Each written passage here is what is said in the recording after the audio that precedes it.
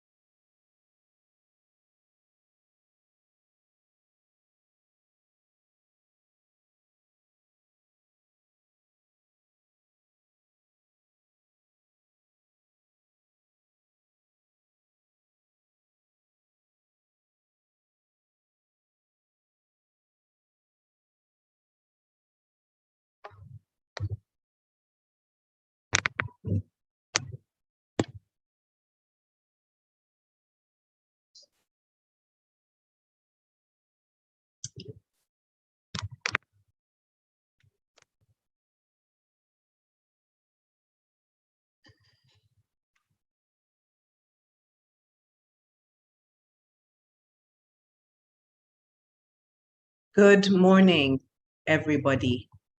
And once again, thank you for joining us this morning for our webinar, where we will discuss public-private dialogue in Tanzania and how private-public dialogues in Tanzania can help improve monitoring, coordination, and communication.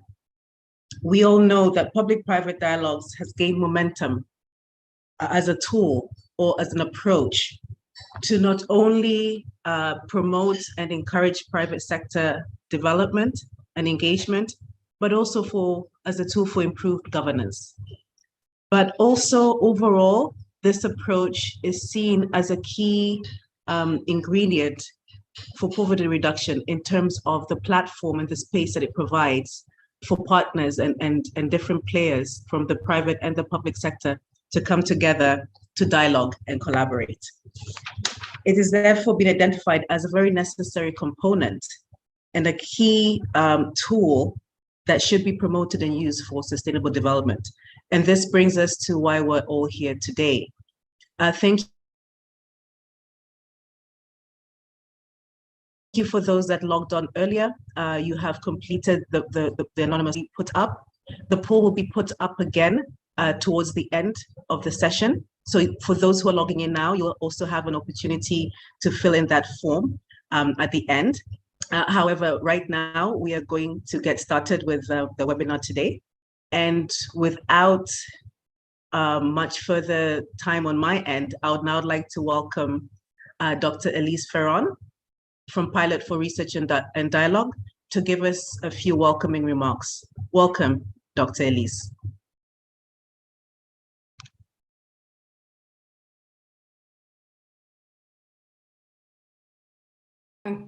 Good morning, everyone, and a very warm welcome on behalf of the Pilot for Research and Dialogue project. So I will share a brief presentation, if I can. It doesn't seem to be working, of the project. If you can bear with me for a second. Okay, it doesn't work.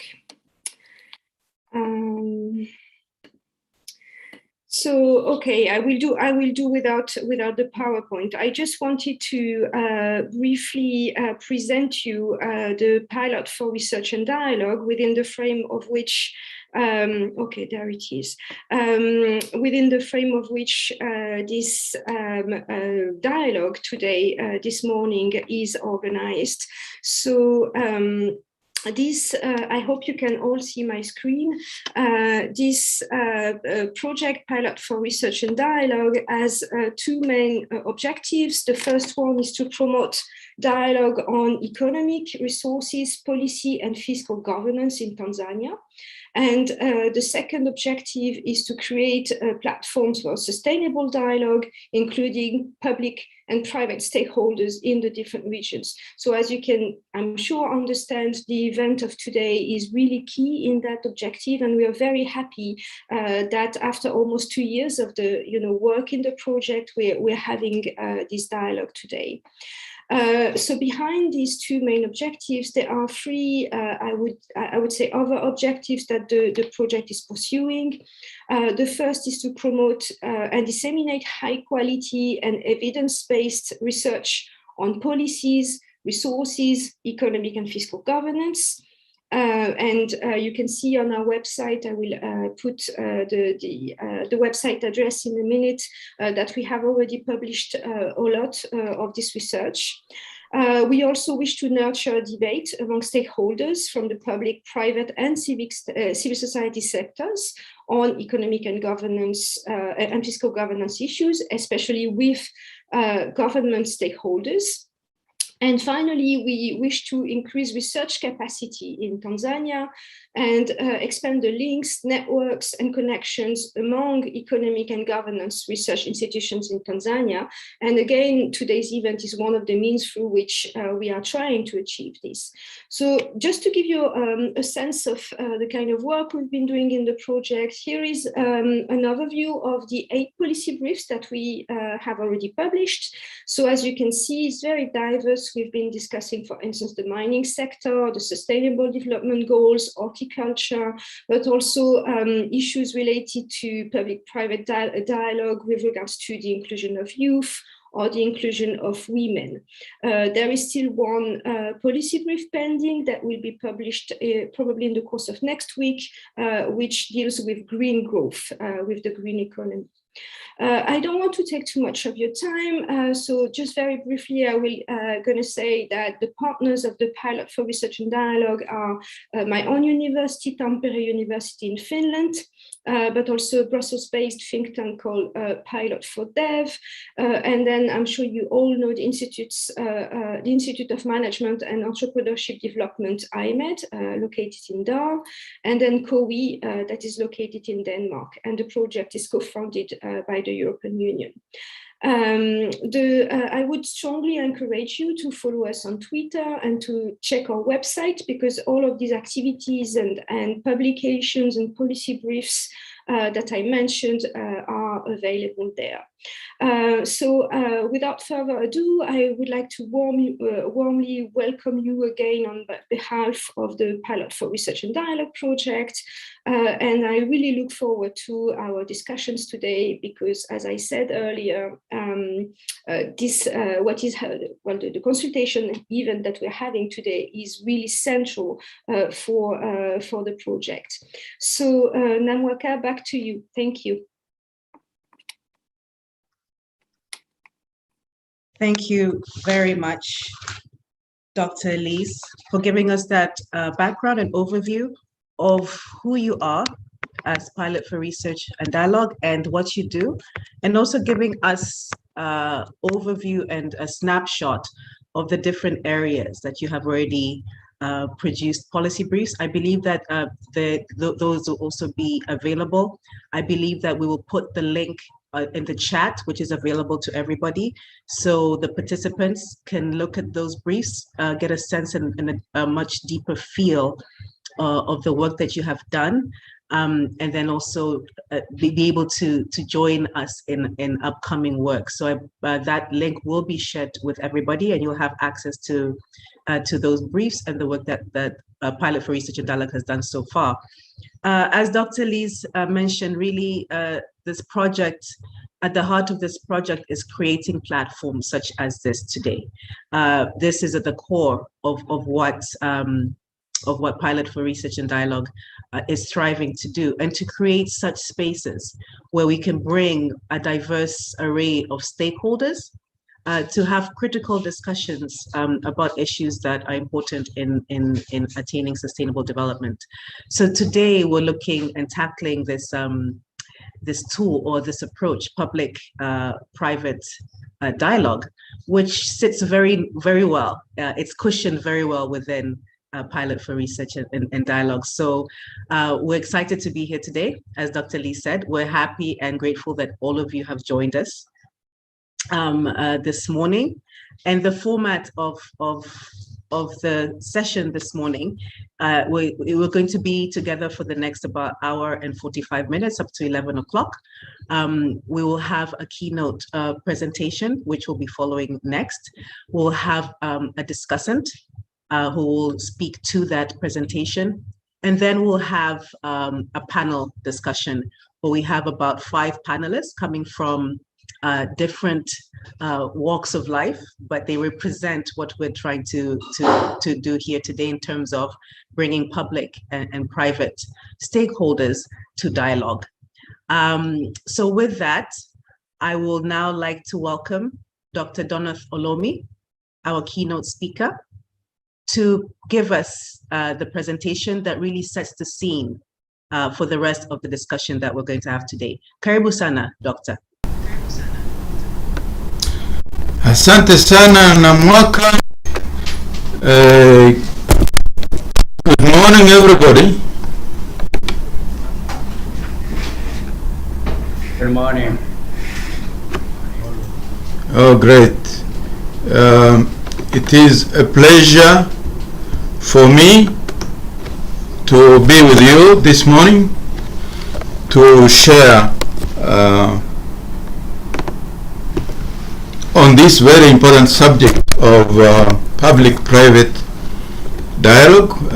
Elise has provided already very useful information about the background of the project. My name is Donath Olomi. I work with the Institute of Management and Entrepreneurship Development, IMED, which is one of the partners in this project. I have about 15 years experience working in the PPD space as a researcher, consultant, but also training private sector organization, also public sector officials in public-private dialogue, but also actually supporting dialogue processes in different platforms. So I'm very happy to have this opportunity to share that experience and to kick off the discussion. So, as already explained, this country has achieved significant rates of growth, but we all are aware that we need to increase that rate in order to reach our poverty reduction targets, also to generate the employment that is needed by a growing number of youth. And improving the business environment is a very important input into that process. And we are also aware that dialogue between the private sector and the public sector are key tools that are being used to inform and to facilitate business environment reforms. And therefore, the effectiveness of PPD is very key to improving the quality, pace, and impact of the reforms, and therefore development of the economy, employment generation, inclusive agendas. So what we want to do this morning is to look at the structure of the PPD, the processes, to reflect on the lessons we have learned for the past 20 years, because PPD started in earnest in 2001 with the establishment of the Tanzania National Business Council. Then we have other platforms that have come up over the years. So we look at where we need to improve in order to have greater effectiveness and impact of these practices. And we have to acknowledge that this is not a quick fix. It is actually a difficult process of building the culture of dialogue, building the practice, building the institutions, building capacities in various places in order to make this really work.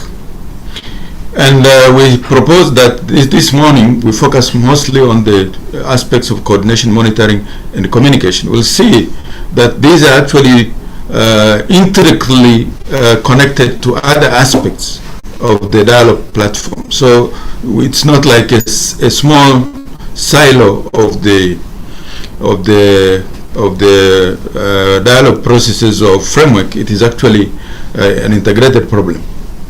And the discussion this morning will become an input in one of the outputs of the projects that are implementing the Pilot 4 project, because we are supposed to also provide recommendations based on this experience and past experience on how the PPD framework can work better. Yeah, so a lot of what is being presented here is based on a prior research on PPD framework, which we have been involved a lot, but also what we have experienced during the project and our own experience in supporting the framework. When we are talking about business environment reform effects that impact the cost of doing business, impact the attractiveness of the economy for domestic and foreign investors.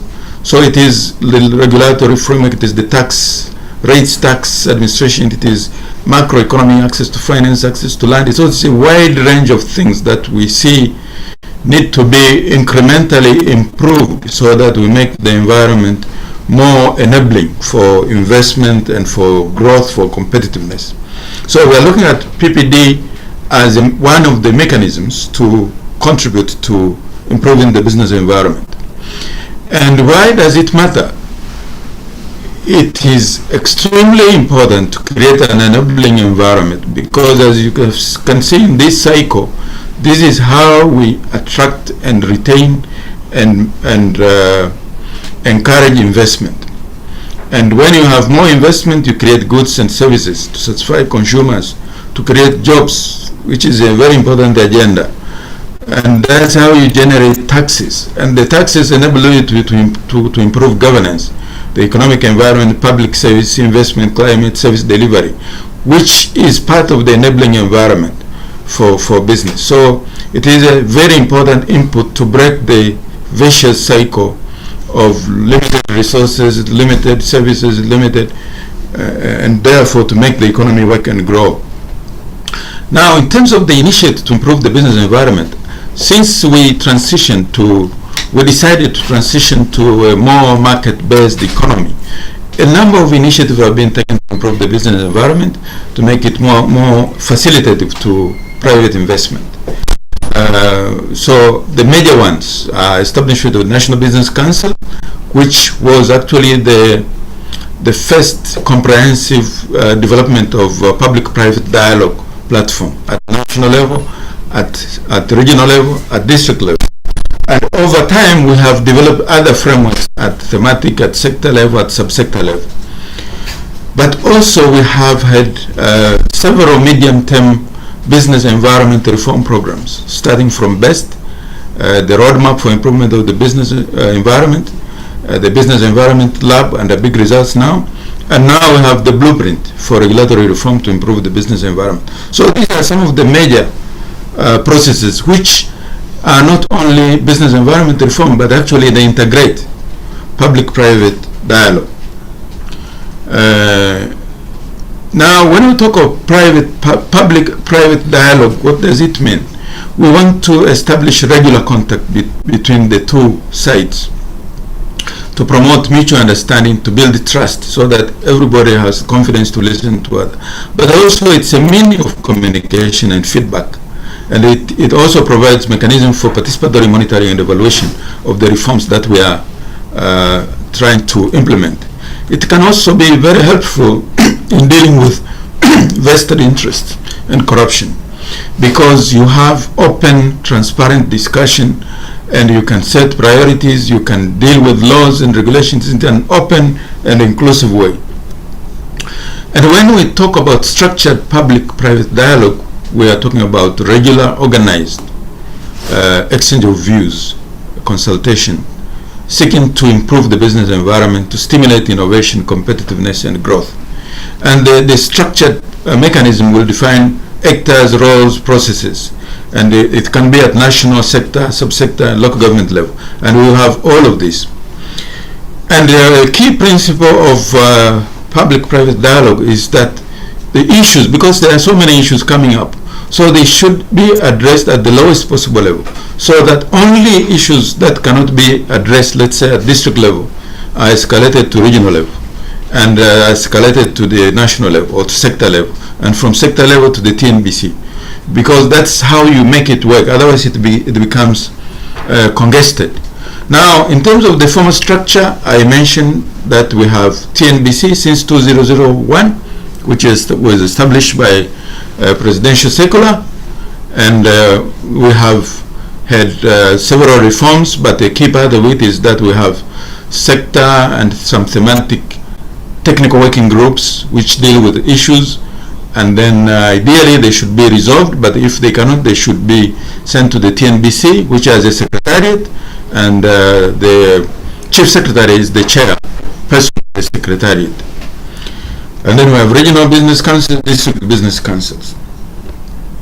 But in addition to the TNBC, we have other formal PPD platforms. For example, we have thematic ones dealing with non-tariff barriers, task force on tax reform, which is established by law, the budget law, transport logistic platform. There are several others, and then you have sector PPD platforms, which are formally established, like tourism PPD, agriculture PPP, and so forth. But also there are some value chain PPDs, crops PPDs.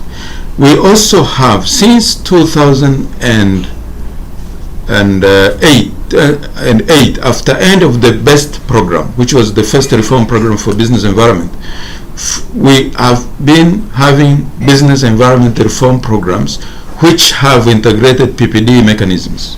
So PPD mechanism in terms of there is a steering committee, which is public-private. Also there are technical working groups, which are public-private in terms of inclusion. So this is part of the former PPD mechanism, but also we have subnational, which I mentioned. Now you can see this is on top of TNBC. So you can see why coordination, communication is paramount, because we have a lot of platforms already. Some of them, I would argue, are repetitive or duplicative, and some of them are a little bit hierarchical. Some of them are national sector. So you have, for example, tourism PPD, which is not directly connected to tourism technical working group under TNBC. And also you have tourism technical working group under the blueprint. The same applies to agriculture. The same applies to agriculture. And tourism is in the TNBC as a technical working group, but also in the blueprint. So the industry is also in both of them. In addition, we have at the regional level, regional consultative committee, district consultative committee, which deals not only with business issues, but other issues of work, including social services, security, etc. So if we are not careful, we find ourselves having a lot of platforms. If they are not connected, they are not linked, they are not speaking to each other, we have the same people who are dealing with the platforms, because you have shortage of resources in the private sector, in the public sector, which is participating. But also, if we are not communicating well, things that are addressed in one are not linked to another, things that are not addressed in one are not properly escalated to the next level, and we could have a lot of inefficiencies in the system. And that might explain why some of the platforms which are not legally established, including TNBC itself, do not take place at the regular arrangement that they are set up. Some of them could be taking place once a year instead of twice a year, or they could be taking place once in 4 years instead of every year. Partly, I think, because of the duplication, it's the same people, sometimes the agendas are the same. So, despite all these reforms with the dialogue structure, with the medium-term reforms that are implemented, you can see that the business environment is not improving at the pace that we would expect. As most of you are aware, this is how we have been doing in terms of the ranking in the global doing business reports prepared by the World Bank. You can see we are not really improving. We actually, generally, it's worsening. And then in the roadmap, which is developed in 2010, the aim was that we should go down to double digits from 3 digits. Also, you can see the same trend in the global competitiveness index. You can see Tanzania. There, of course, from 2017, all the countries in the region improved, not because they improved their competitiveness, but because the institution which develops this, which prepares this, changed the methodology. So we all improved because of the methodology, not necessarily because of improvements on the ground. So why is it so slow? Why is the PPD system there, but apparently it's not giving us the results to the level that we expect? One of the reasons could be the history that we have of state-business relations, because since independence we had socialist orientation, and the state has not really trusted business, and sometimes for good reasons, sometimes not for good reasons, but also the private sector has been suspicious of state. So when we talk of public-private dialogue has been open, transparent, based on trust, regular contact, sometimes it may not be happening because of the history, that because we need to change some of the ways that each side looks at the other, so that we can engage in a more consistent and trusting way. But also the mechanisms that are established, some of them, including TNBC itself, are not established by law. In government, when something is not established by law, it often tends to have no resources. It tends to have no reliable budget. And also in enforcement, in terms of whether we should meet or not, it tends not to be that much respected, because it's like option. Now, when you look at the mechanisms that are established by law, such as a task force on tax reform under the Ministry of Finance, what it meets every year, it works. It actually delivers the dialogue.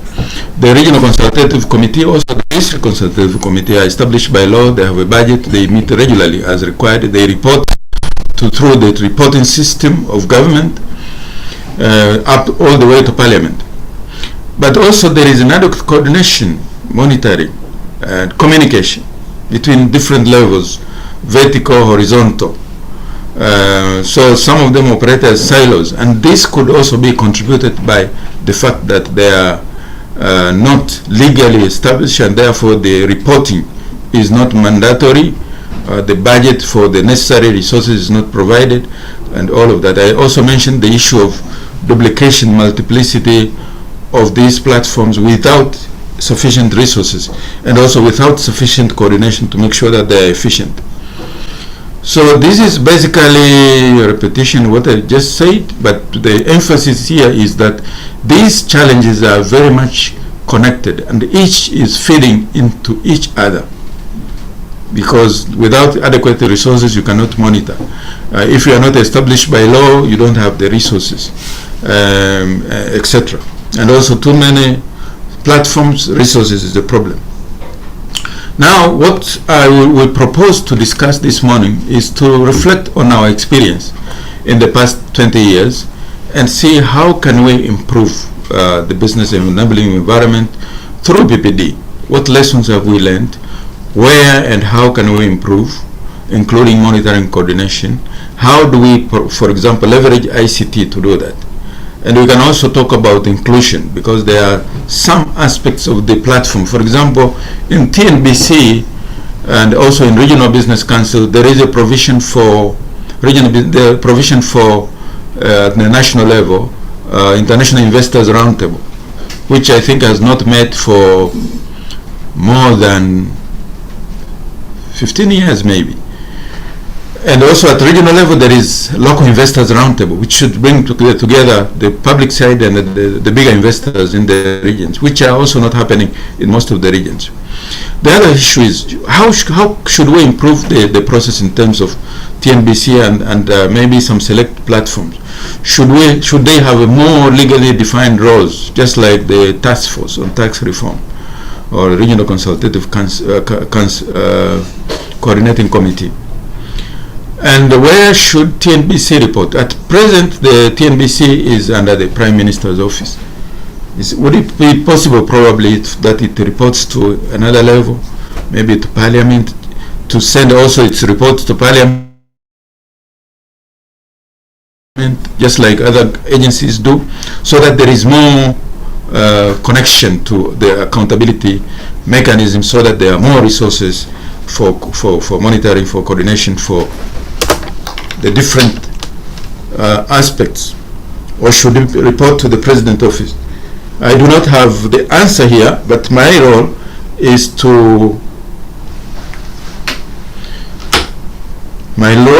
just to raise these issues for discussion. So thank you very much for listening. I think I should not take too much time.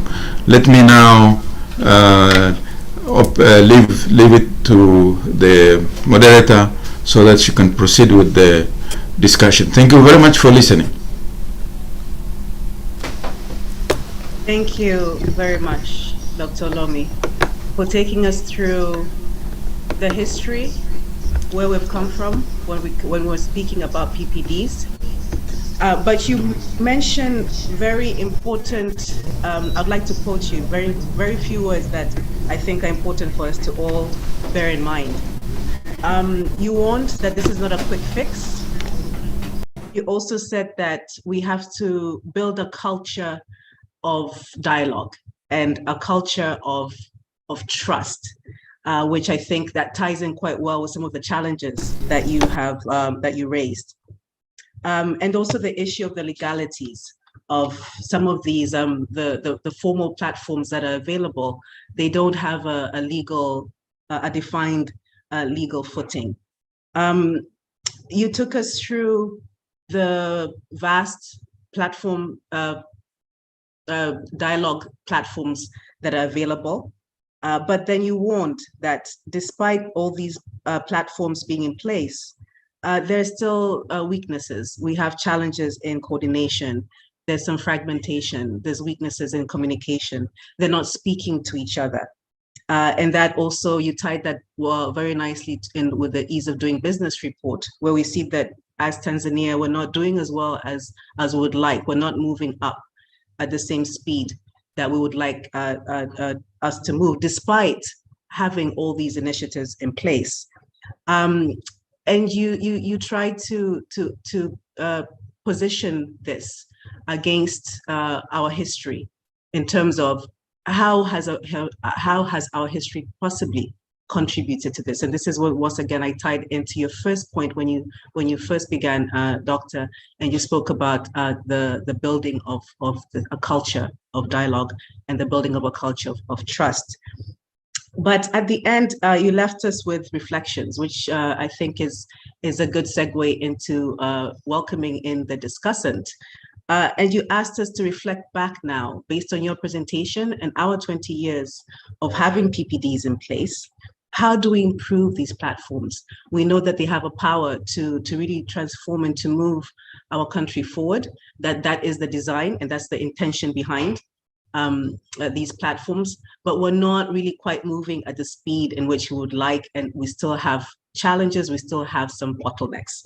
So this is really where we're now going, as I welcome the discussant. However, for our participants, please, we're encouraging you to have questions and to post them on the chat. We're monitoring the chat as we move along. And whatever questions that you have, we are taking note of them and we will raise them to our speakers. We may not have time to have a Q&A in terms of letting a lot of people actually speak.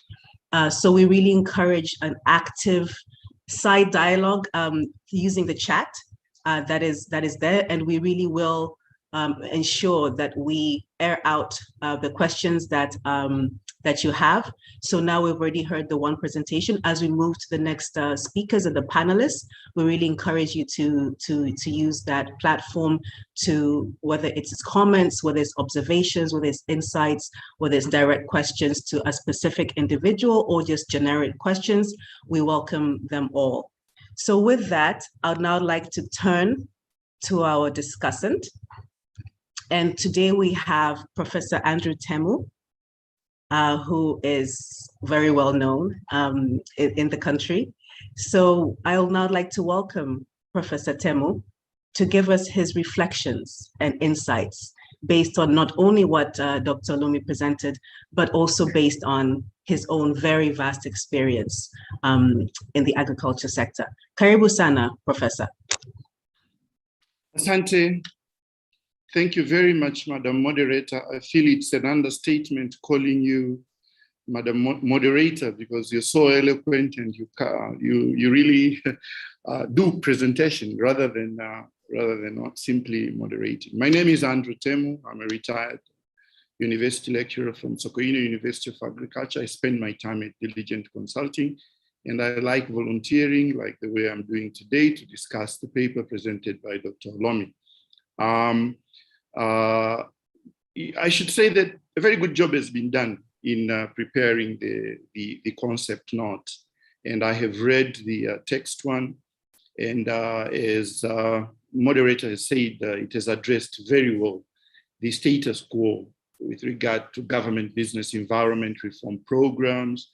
And I pretty enjoyed seeing all the initiatives like the roadmap, the reform lab, big results now, the blueprint all presented together and synthesized, and the overlaps being demonstrated in terms of sectoral and also hierarchical levels in which the PPDs are doing. You've covered very well the PPDs and the methods they apply, okay, and also extra or other government and private sector consultative forums, including those by TNBCs, that linkage which is there of TNBCs, RBCs, and DBCs. In concluding, definitely the message which I got from the paper, reading it and listening to you, is that there is need to improve the efficacy of the PPDs. This is very apparent. And you compare Tanzania with other global, the GCI and also the World Bank's ease of doing business. And you have called us to look at how to strengthen and point to limitations. I'll just take a smaller bite. I can't cover everything, particularly an area where I grappled with and I dropped is the space where you thought we could think about legislation and how to compel certain entities to be there by law and so forth. That one, I leave it for another day. But today I tend to feel the items which I feel strongly that they are weak are consistency over time and the mechanisms to avoid the policy reversals wherever they happen. If at all we had dug a little bit deeper into each of those examples of the different PPDs and the policies which are being influenced, etc., you would have been able to map policy reversals. And I tend to feel that is the contentious point, and it's the soft spot which keeps on telling us probably our PPDs and policy reforms are not successful. And especially because we do reverse and go back to the state which we had already identified as not good in terms of our business environment.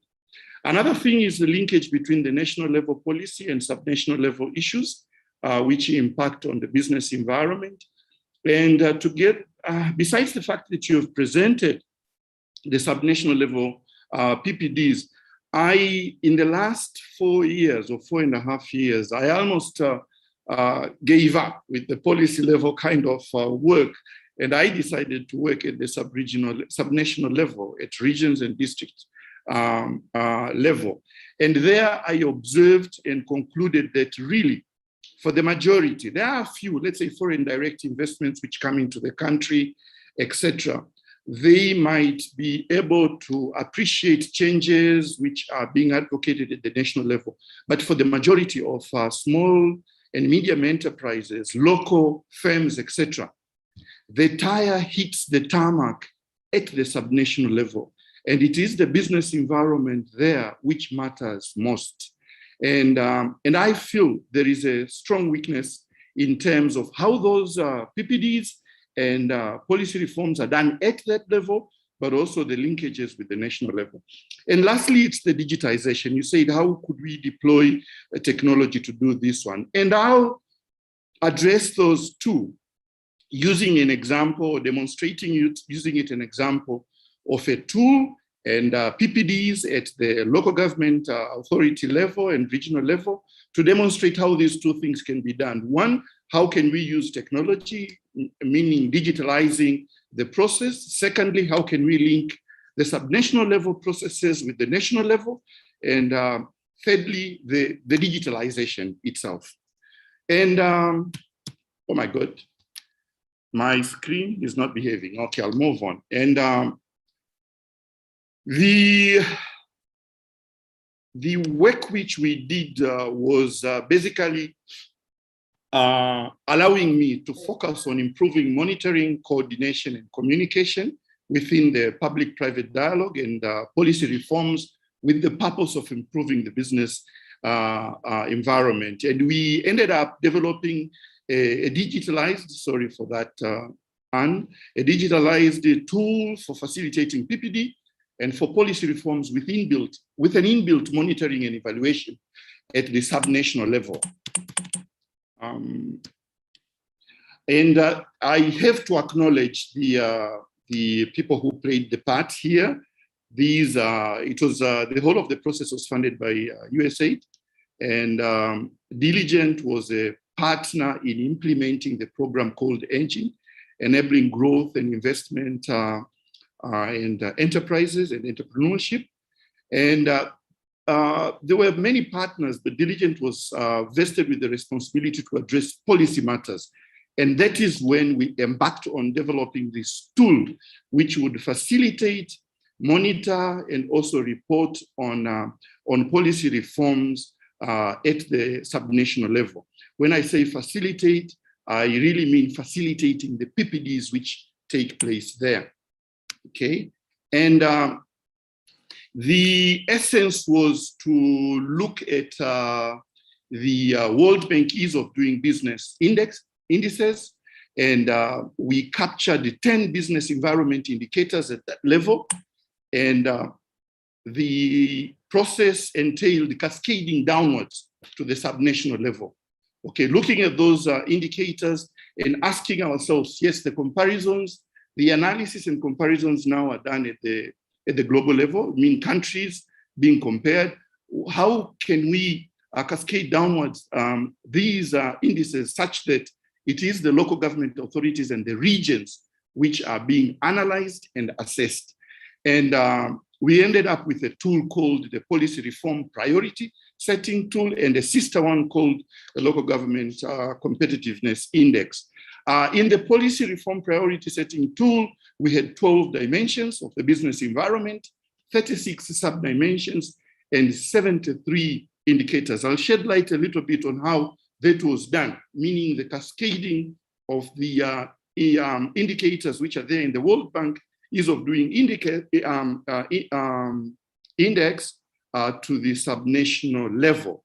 And this basically led us to something which we believe is an e-tool, which is structured, pretty objective, and generates empirical assessments of the subnational level policies.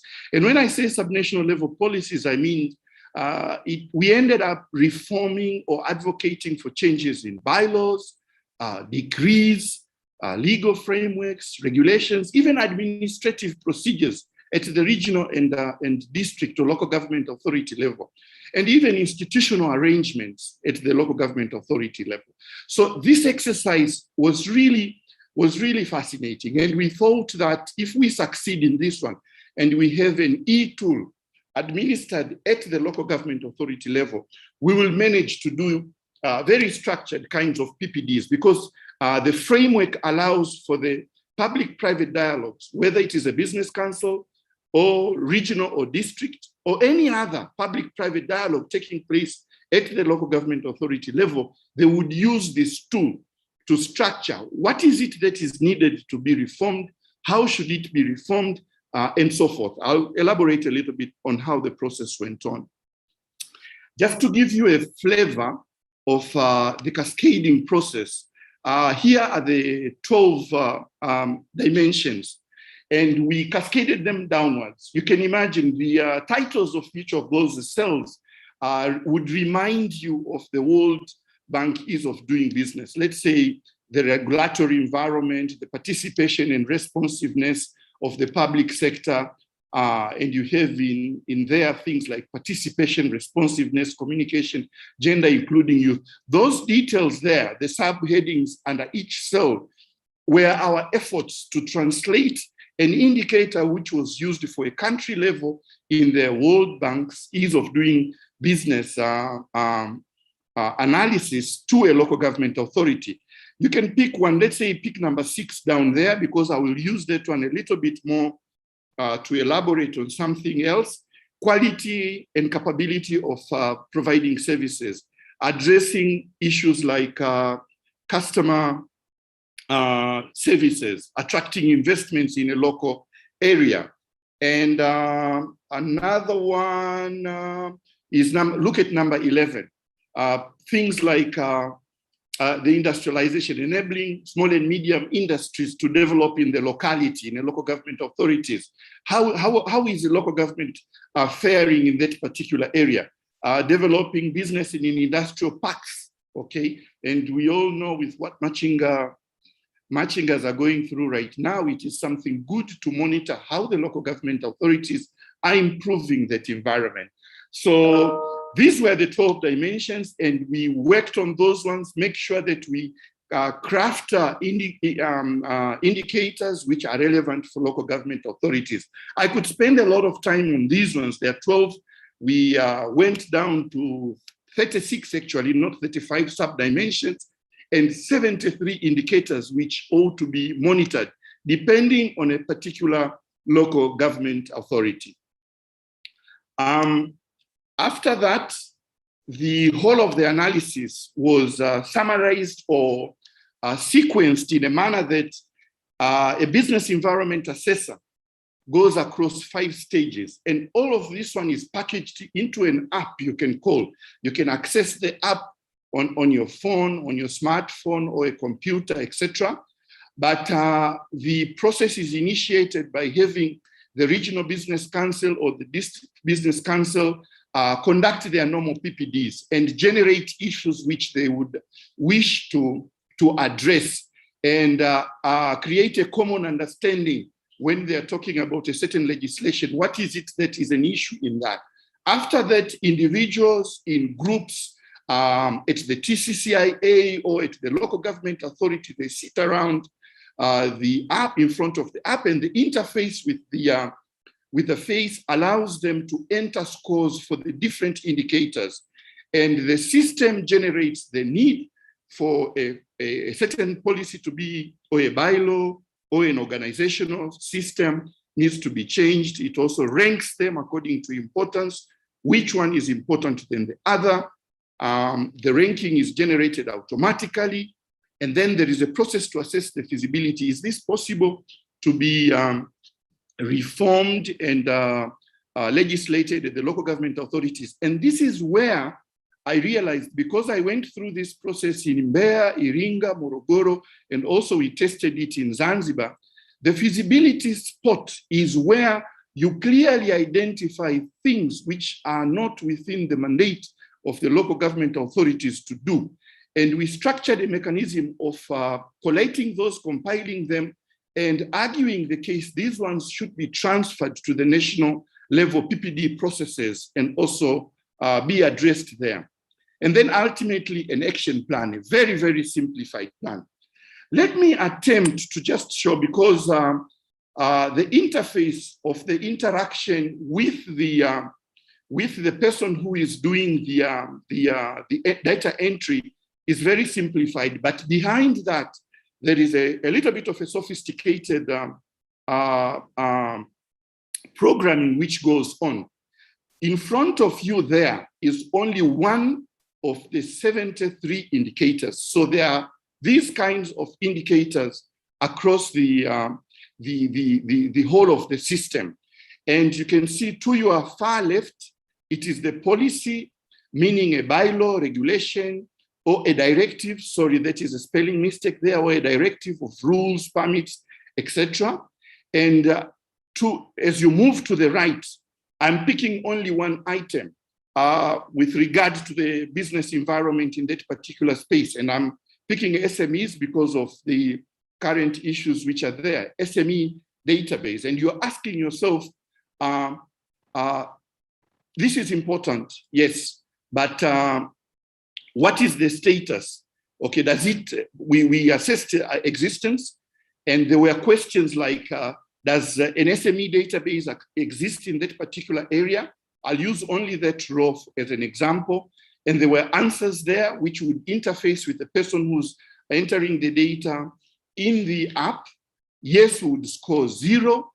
And I think you see the logic there, 0, because if at all there is a database existing where people could analyze which SMEs are in the locality, what are they doing, and if at all there is a mechanism of receiving their complaints, etc., then you score it 0. But if at all it is being established 5, and if there isn't one, you would score 10. The next arrow shows you to where the entry would go. Everything from the number 10 there, the score 10 to the left, is not visible to the data entrant, but the score is there. We also had a column for weights, and these were not prefixed, but they were subject also to the PPD. They had to discuss and give weights to different indicators on what they wanted. And ultimately, for each of the 73 indicators, it generated a score, which would be later on ranked, compared against the other 72 indicators. This was by itself. Leave aside the programming abilities or intellect which went into there. If you presented this in front of the regional business council or district business council, it was an adequate trigger of really critical thinking of what is it that we really want to change in our local government authority. It makes the process very, very structured, and ultimately you end with an empirical kind of an indicator for that policy. I'll cut short the story by moving on and leaving the rest of the 72 indicators. After doing all that, I do remember designing this one and saying, let's simplify things so much at the subnational level. An action plan was also generated. The numbers to your left, 1, 2, 3, 4, and 5 could be extended to 10. And those ones would list the policies, bylaws, regulation, or administrative procedures which needed reform. And against those ones, the PPD would decide on what exactly should be done to resolve that observation which has been done, which is not favoring the business environment. Why should it be done? Who is responsible? And when should it be done and how? We ended up things like budgeting for this activity, procurement of equipment, training and capacity building surfaced many times. And to the right, you inserted your resources, etc. This item automatically became the basis for monitoring and evaluation at the local government authority level. And if done for all the districts, okay, in the country, and we had mapped over 132 local government authorities, you could also use those scores to create a local government authority competitive index framework. So this action plan is for every local government to continue pursuing the reforms and monitoring them, but the data which is captured by this system also allows you to create a local government authority competitive index. And the 12 sub dimensions and 73 indicators are the subjects. And you could also customize and pick particular indices which you wanted to compare the local government authorities. And at the end of the day, depending whether you're using all the 73 indicators or selecting a sum of them, you could rank the best performing indicators and reward them. You could also identify the worst performing local government authorities and penalize them, and also generate or collate all the thorny issues at the local government authorities and raise them up to the national level PPDs. We found it very, very helpful, and it was structured and empirically generating results. My conclusion: the goal today is to improve monitoring, coordination, and communication. I've used one example which I've had a practical engagement in developing. And I think my recommendations are that first we should improve the structure of the policy reforms at the subnational level, okay? And we can use the PPDs, which are informed by the policy reform priority setting tool and the local government authority competitive index, okay? And these ones can be documented, they can be accessed centrally, and you can assess what is going on in any local government authority. We can link the subnational policy reforms and the national level policy processes, okay, using that system. And this effort should be there more, because sometimes you can note that at the national level are really dwelling on matters which, yes, they are necessary and important for the whole of the country, but they are inadequately translated into bylaws, rules, and regulations at the subnational level. Where there is traction, that is where the tire hits the tarmac in as far as the business journey of an enterprise is concerned.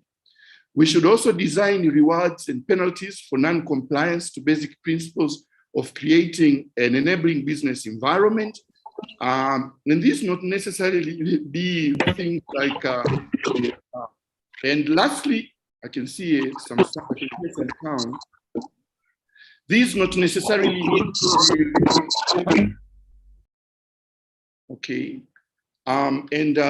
The fourth one is digitalized facilitation of monitoring and evaluation of PPDs and policy reforms to improve the business environment. And this digitalization, I think I've given an example of how we could do that. And I'm imagining that we can institutionalize the two tools, okay, and broaden their deployments. And we can link them with the e-governance systems, but also considering the local government authorities, we can link it with the plan rep, okay? And I'm putting etc. there because there are quite a number of other systems which would talk to the two. We can also improve the PRPT and the local and the competitiveness index to make them relevant to many other contexts. Let's say, for example, if at all we are interested to see how the regulatory agencies are impacting on the business enabling environment. Same kinds of reform prioritization and competitiveness of the local government, of the regulatory agencies could be derived from the similar tool.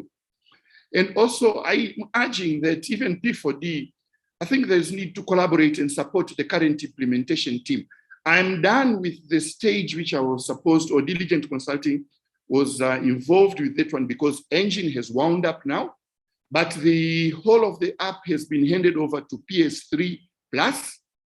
This is again a USAID funded project, and they're working very closely with PORALG, which is an oversight ministry for the local government authorities, and also Hombolo, the local government authority training institute in Dodoma, has been vested with the responsibility of spearheading the adoption of these tools in the LGAs.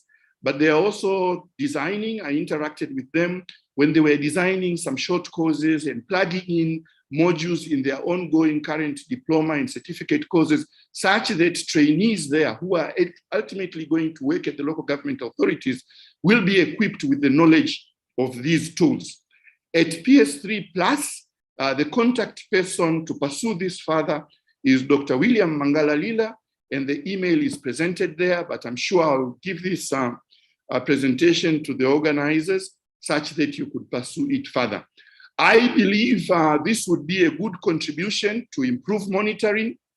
I also believe that it is an entry point to try and digitalize our PPDs. There are quite a number of those which I haven't mentioned or directly linked them to these ones, but at least the framework points to what can be done. And I'm sure the publication of the results of every PPD and the follow-ups, the monitoring and evaluation, which is generated by that action plan, would enhance substantially the communication. Thank you very much for the opportunity to contribute. And I hope I've made sense. I wasn't very sure if at all I'll be able to be of help to this meeting. Thank you. Thank you very much, Professor. And yes, you made absolute sense. Your presentation was in depth, and you gave us a solid example, taking it down to the subnational level, where you were honest in expressing your initial frustration when you did initially start working at the national level, and then you went down to the subnational level. But you also spoke really directly to Dr. Olomi's challenge to all of us here today in terms of reflecting on our journey so far, but also how to improve. You gave us two tools that you used at the subnational level, the policy reform priority setting tool, as well as the local government competitive index, and how these two are used to then inform reforms. You pointed to three important things. You pointed to consistency over time to avoid policy reversals. You also pointed, yes, to the importance of building up, working from the subnational level, and then this level should then work up to inform the national level. And then thirdly, the use of ICT. You really are calling for us to see how we can digitalize PPDs to increase efficiency, to increase the coordination, and to just overall increase the goals and the results of PPDs. So thank you very much.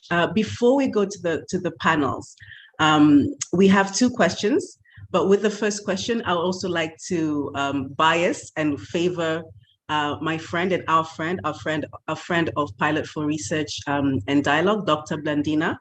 Dr. Blandina asked, specifically in reference to Dr. Olomi's keynote presentation, what kind, specifically when Dr. Olomi talked about revamping the TNBC, Dr. Blandina asked, what kind of a revamp would TNBC need in order for them to really be able to be that body to undertake robust consultation? And with that, I would like to give Dr. Blandina a few minutes to give us her thoughts, her views on this. I know she is very well versed. I know I'm putting you on the spot, Dr. Blandina, but as a friend of Pilot for Research and Dialogue and of the former moderator, karibu sana, Doctor. Namwaka, I wasn't expecting this. Hi, everyone. Thanks a lot. I'm really learning a lot, and I will say I'm actually here to learn. As you rightly point out earlier when we started the discussions, it was really good. And today I am simply a student. That's why I'm asking Dr. Olomi. And of course, the insights from Professor Temo are really helpful in really guiding. It's one thing to say, things need to be predictable. It's the other to say, actually, there is no any law that is allowing that to happen. So I would really like to hear a little bit more from Dr. Olomi on some practical things that he believes need to happen. As you know, part of most of what is being discussed here today, in one way or the other, I have to work with them. So I'm looking forward to hear all that. Otherwise, congratulations, Namwaka and the entire team. I'm loving the discussions. Thanks. Asante Sanda, Dr. Blandina, and sorry for putting you on the spot, but I felt that out of respect for who you are and what you have done and the position that I am now sitting, which was where you were, to bring that. So Dr. Olomi, we turn to you.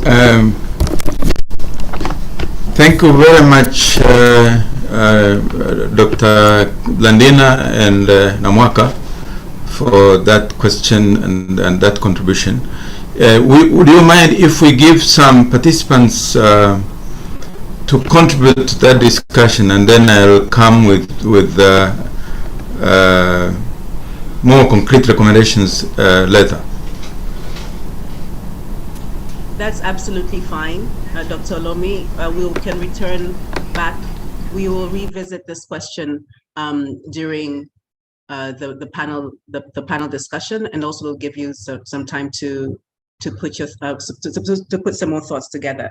There's also another question from Dr. Francis Moyande, who is really looking and questioning once again this higher national level M&E space, and he asks, how do you foresee, and once again, this is for Dr. Lomi, but I also think that here Professor Temu can also input based on his presentation and his work at the subnational level. And once again, when he said that, this could also be a tool that can be used to feed up to the national level.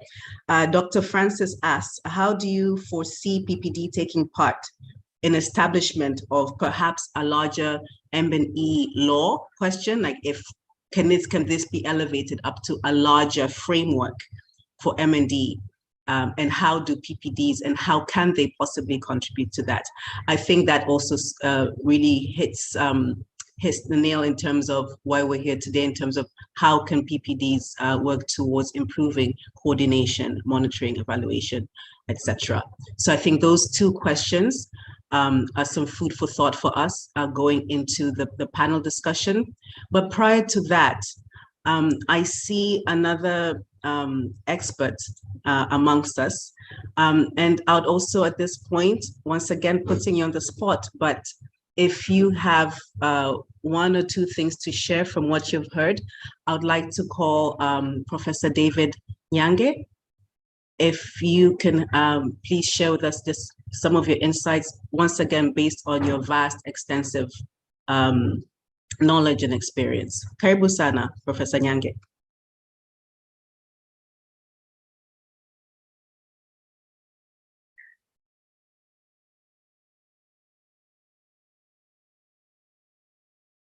Okay. He may not be there. Okay. With that, then we now turn to our formal panel. We firstly have Mr. Odax Rukonge, Executive Director of ANSAF, who is coming to us with his wealth of information and knowledge in his work in the agriculture sector. So I'd like now to welcome Mr. Odax Rukonge. Karibu sana. Asante sana Namwaka. Thank you very much. I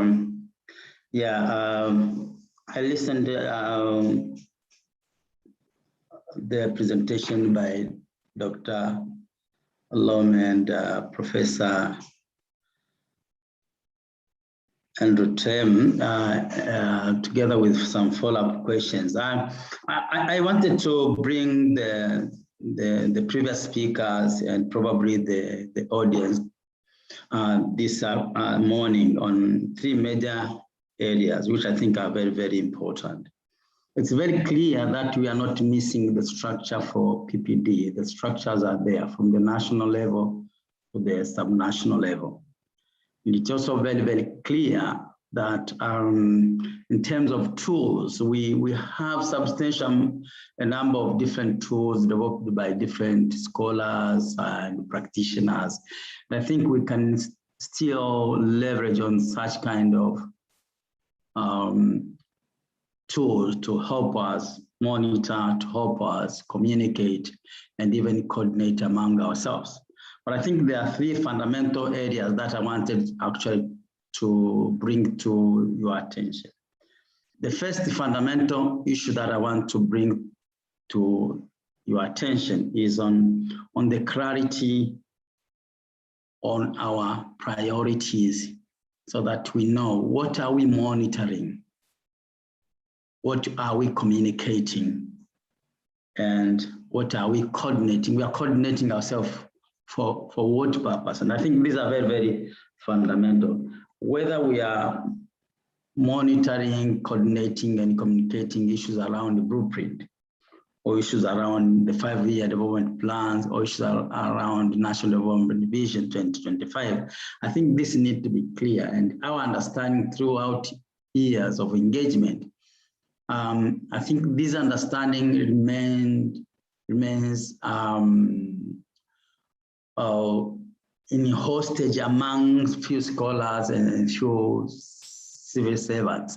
And I think there is a need for us to sort of open the door and let the citizenry, the majority, the people, have clear understanding of this, so that we are able, by the end of the day, actually, to generate more appetite among the private sector at the sub-national level and at the national level to engage. And I think that's very, very important. So by the end of the day, then it doesn't become like a supply-driven demand, but it is a demand-driven. It's like a demand side that is actually pushing for monitoring, pushing for coordination, and pushing for communicating the PPD results. And I think that is very important. That's number one. Number two, I think it's also about identifying who is who playing what role when it comes to PPD. And to be sincere, it is very easy to speak about the public sector being one and homogeneous.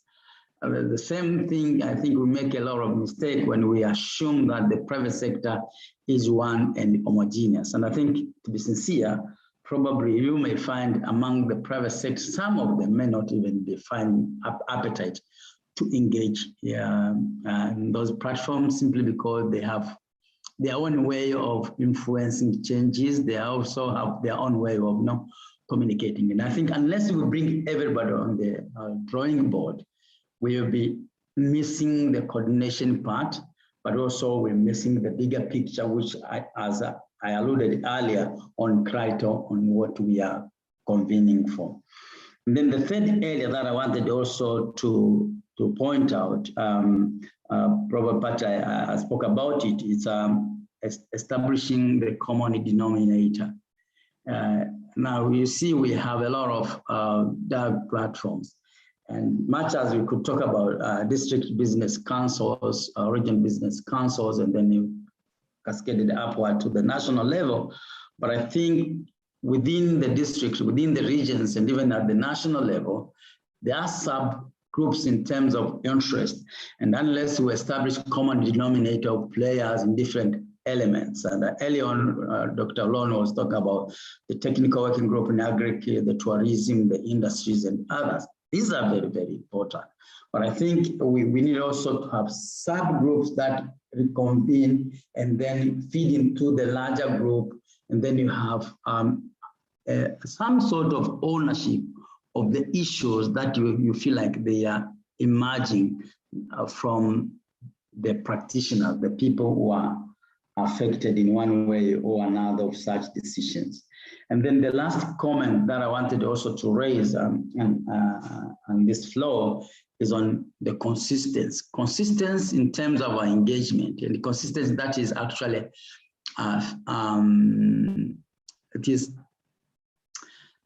it is given more energy by evidence. Consistency in terms of research and analysis, consistency in terms of engagement, but also consistency in terms of the vision within the public sector, because this is also very, very important. Now that consistency also should be seen and perceived to be so when it comes to policy decisions. And these are some of the things that could kill the appetite among players. And the last comment on the consistency, we have seen, for instance, we can share a little bit about the agricultural policy analysis group that convenes every year to have an annual agricultural policy conference.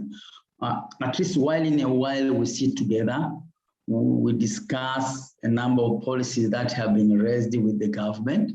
And they were possible also we discuss the response by the government and the progress in terms of implementation.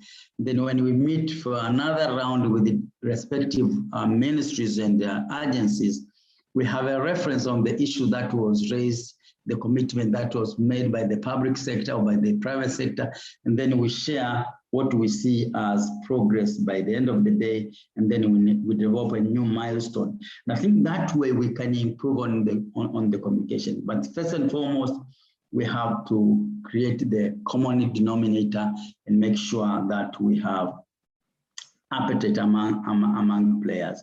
And I think for me, I think those are like the major ones that I thought I needed to point out this morning when it comes to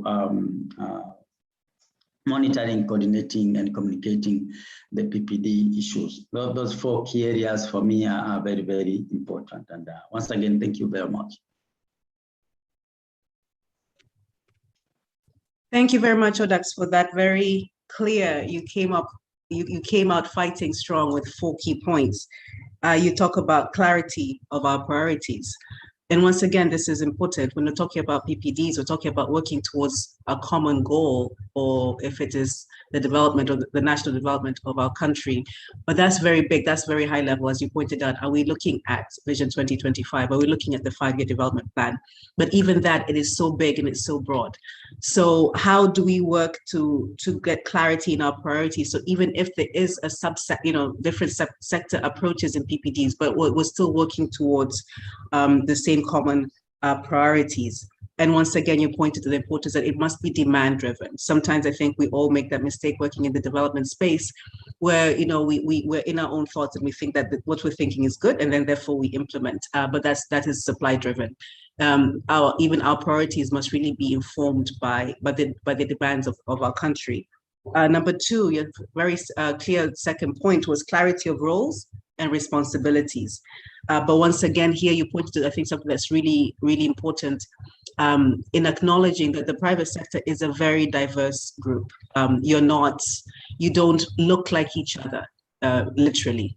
You're not homogeneous. And so even then, and that also ties back to identifying priorities, that they might also be quite different priorities within the private sector, let alone when you're now coming to a platform where you're bringing the public sector as well. And something else that you said, that some private sector might also just not have an appetite.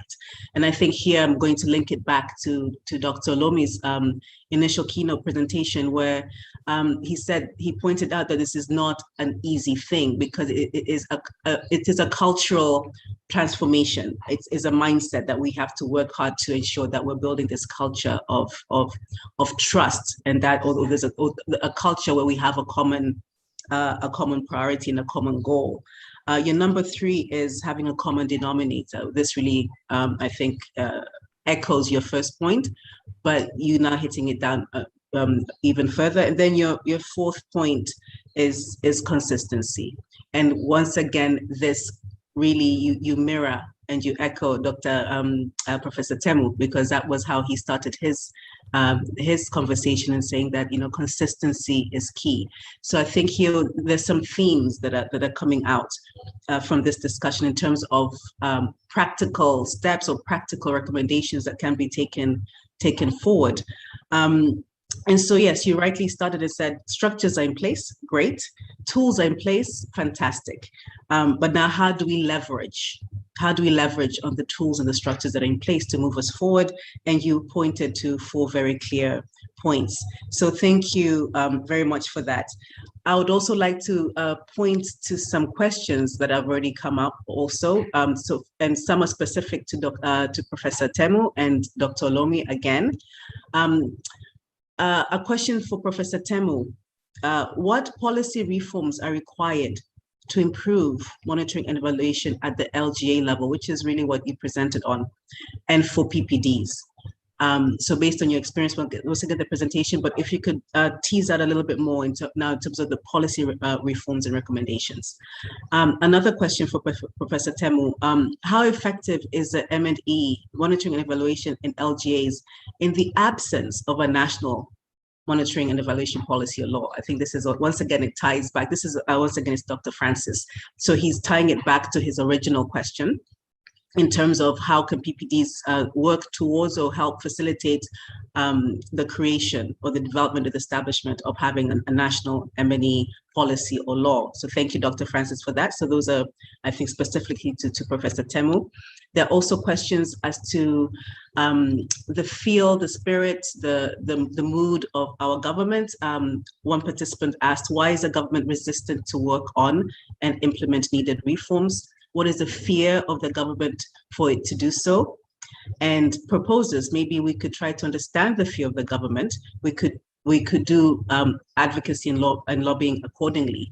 Once again, I think this goes back to Dr. Olomi's initial presentation and his keynote, where he really pointed it out right from the beginning that we need to build a culture of trust.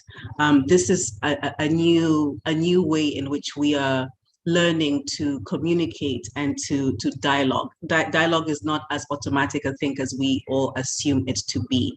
But once again, the question is about how do we then encourage trust to be built so that the government, the public sector as a whole, and then even the private sector can actually dialogue and push the development agenda forward. So those are just some of the questions that have been raised. Professor Temu, Dr. Lomi, for you to keep in mind as when you come back to be able to respond to that. I now see a hand from Professor Nyange. Thank you. I had called on you earlier, so I would like to give you a few minutes now to kindly share with us your insights based on your experience and what you've heard this morning so far. Karibu sana, Professor Nyange. Thank you very much, Namwaka, for moderating the session and for giving me an opportunity to make some comments. So I stepped out briefly, but I would say I really appreciate, participating in this morning's dialogue. I think it's very helpful, and I concur with most of the comments that have been made. And I would say, thank you also, Audax, for sharing experience. We have under policy analysis group, which I would say has been contributing to the agriculture cluster of the national dialogue, through TPSF and the National Business Council.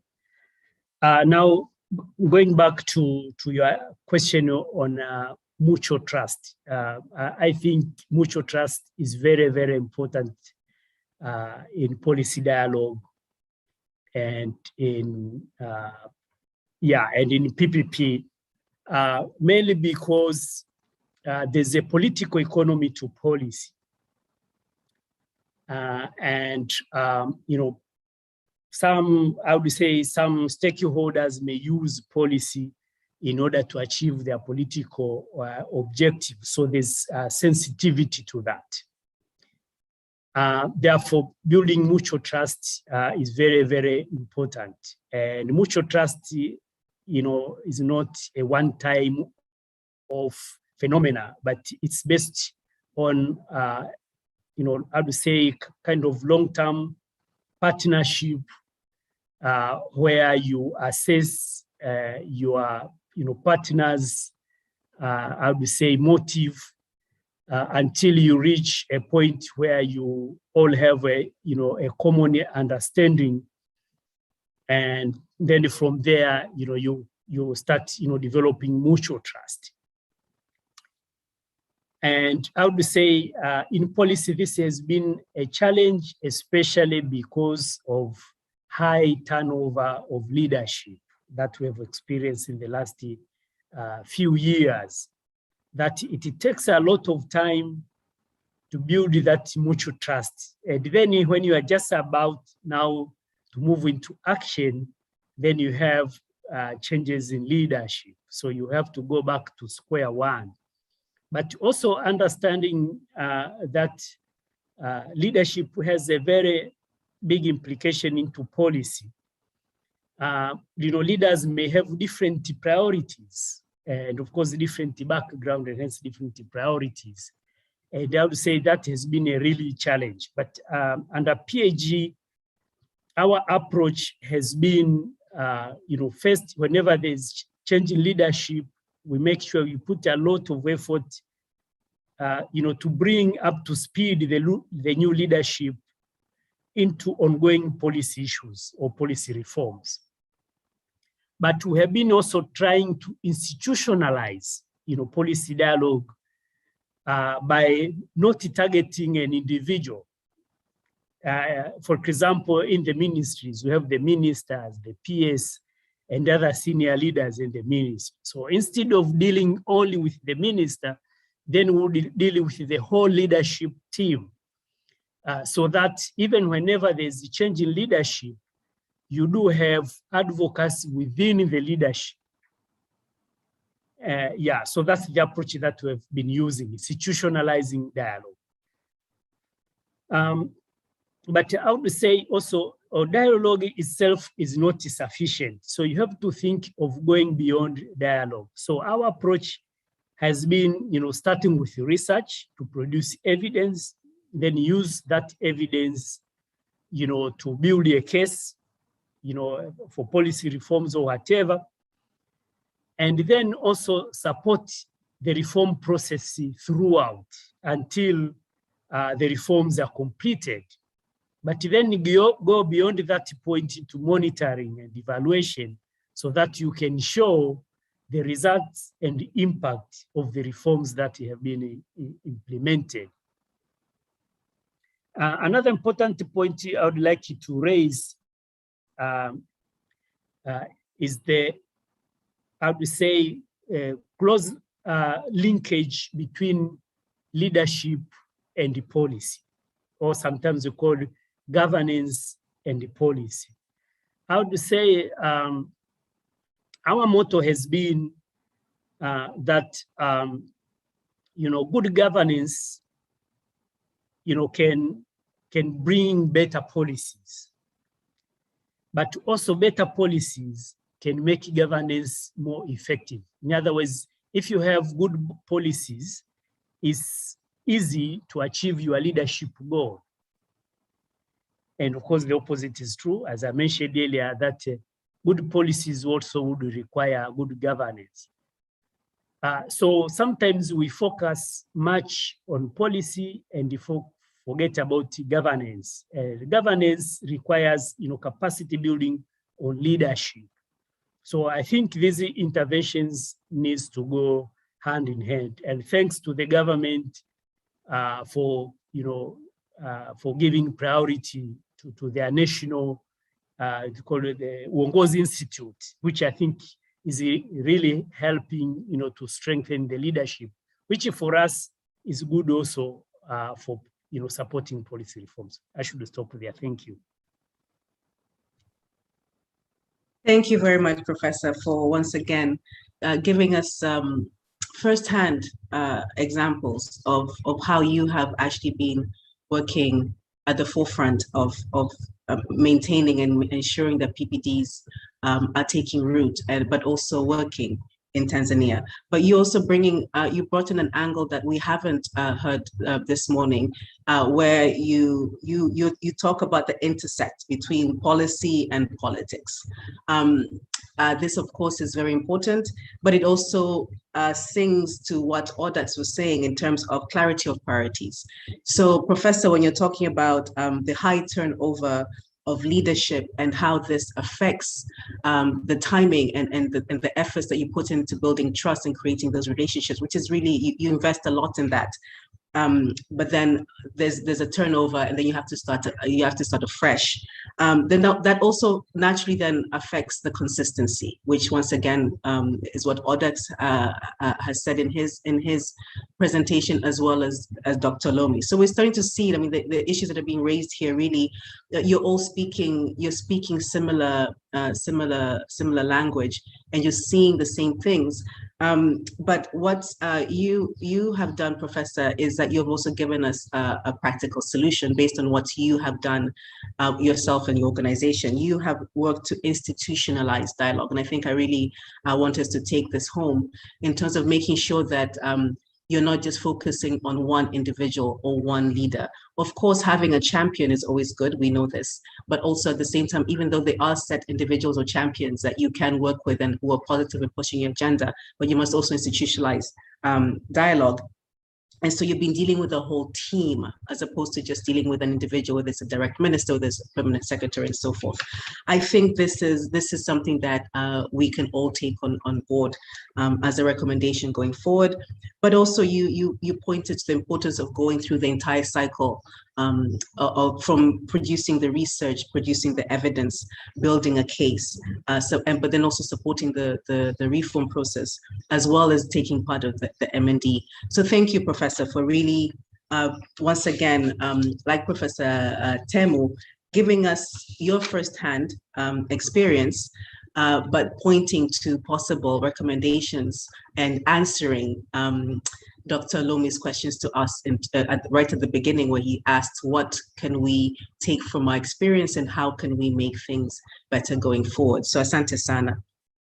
I would now like to call on our second panelist, Judith Valerian.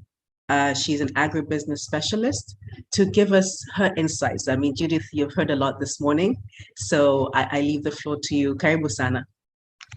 Thank you, Namwaka.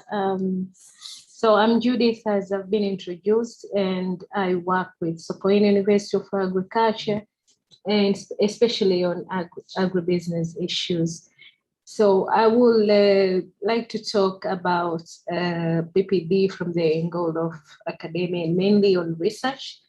And in a couple of years, we've also been involved in looking at PPD practices from the call it the subnational PPD levels, and especially from the district councils. And it's interesting what we actually found out when we were looking at this. And we think that the most appropriate issue to be looked at is to first consider that issues that are discussed along the PPDs are emanating from the very low levels, for example, starting from the village levels. But we could also go further down to balozi zile za nyumba so to say. So issues starts from there, but we have a very, according to what Dr. Olomi presented, we have a structure which is already there, and it has categories already. But how do we capture all of these issues that are emanating from the village level to the district level to the region up to the national level? And this mostly from the public part of the PPD. So my thinking would be that we have to really make sure that we coordinate well I mean how this PPD starts from the very low levels up to the upper levels. It will be easier if the coordination is done from that particular level, and then obviously communication and monitoring would improve with a proper channel of flow of issues from all of this. So for example, Dr. Olomi talked about how TNBC is on top of all of these other structures. And I would think that probably the TNBC would coordinate also other forms of the PPDs to make sure that everyone knows what they're doing and where is the engagement ending, how does it, I mean, who is doing what, like coordinating, it should be the first thing other than just making sure that we just monitor and communicate with you. Because if you don't have a good coordination, then it's as if we are just like throwing all of these resources in every angle without having a proper output out of it. And I would think that probably these ways of working in the country, we talked about trust issues between the public and private. That is very evident. But then again, even within these public institutions and also within the private institutions, as Mr. Odax clearly stipulated, we still have issues that we need to iron out. We are not coordinating, so it's not easy to foster the communication and monitoring and making sure that all of these PPDs are working according to the structures that are already there, if we are not really coordinating efforts between different units. So my take would be that for the public sector, which I'm a bit conversant with, I would think that these PPDs coordination should actually start from the very low level, and going up, it's easier to also use the tools that Professor Tem had mentioned earlier, if we can really go into that direction. And this was among the, some of these recommendations that I'm giving out, among the research that we did with the best dialogue back then, in there were 2 districts that we looked at, Kilombero and Gairo. And these were really very evident. So you can't really foster all of these PPDs at a high level and assuming that all these are the issues while we are leaving all the issues behind that matters to the public. So Namwaka, I think I would like to end there. Thank you. Thank you very much, Judith. And I think what you have spoken about in a very short time can speak to what Professor Temu presented. I mean, he gave us that very concrete example of his work at the subnational level. And what you're saying is that you would even argue to go even down to the units, or like the family first unit, and then the village, and then going up. So we're still talking about the issue of building up from the subnational level, taking it up to the national level. And of course, you're coming from the research side. But once again, you're echoing what Professor Nyange said in terms of the importance of providing the research, providing the evidence, which is what I think your strength speaks to. But also Audax, when he said, about the consistency in providing the evidence, which once again, evidence takes on very many different shapes and form, but research is a big component of that. So yeah, so thank you very much, Judith. You have contributed and compounded onto what the other panelists have said, as well as the discussants, and we appreciate your inputs. I would now like to call another panelist. I'd like to call Revocatus Kimario.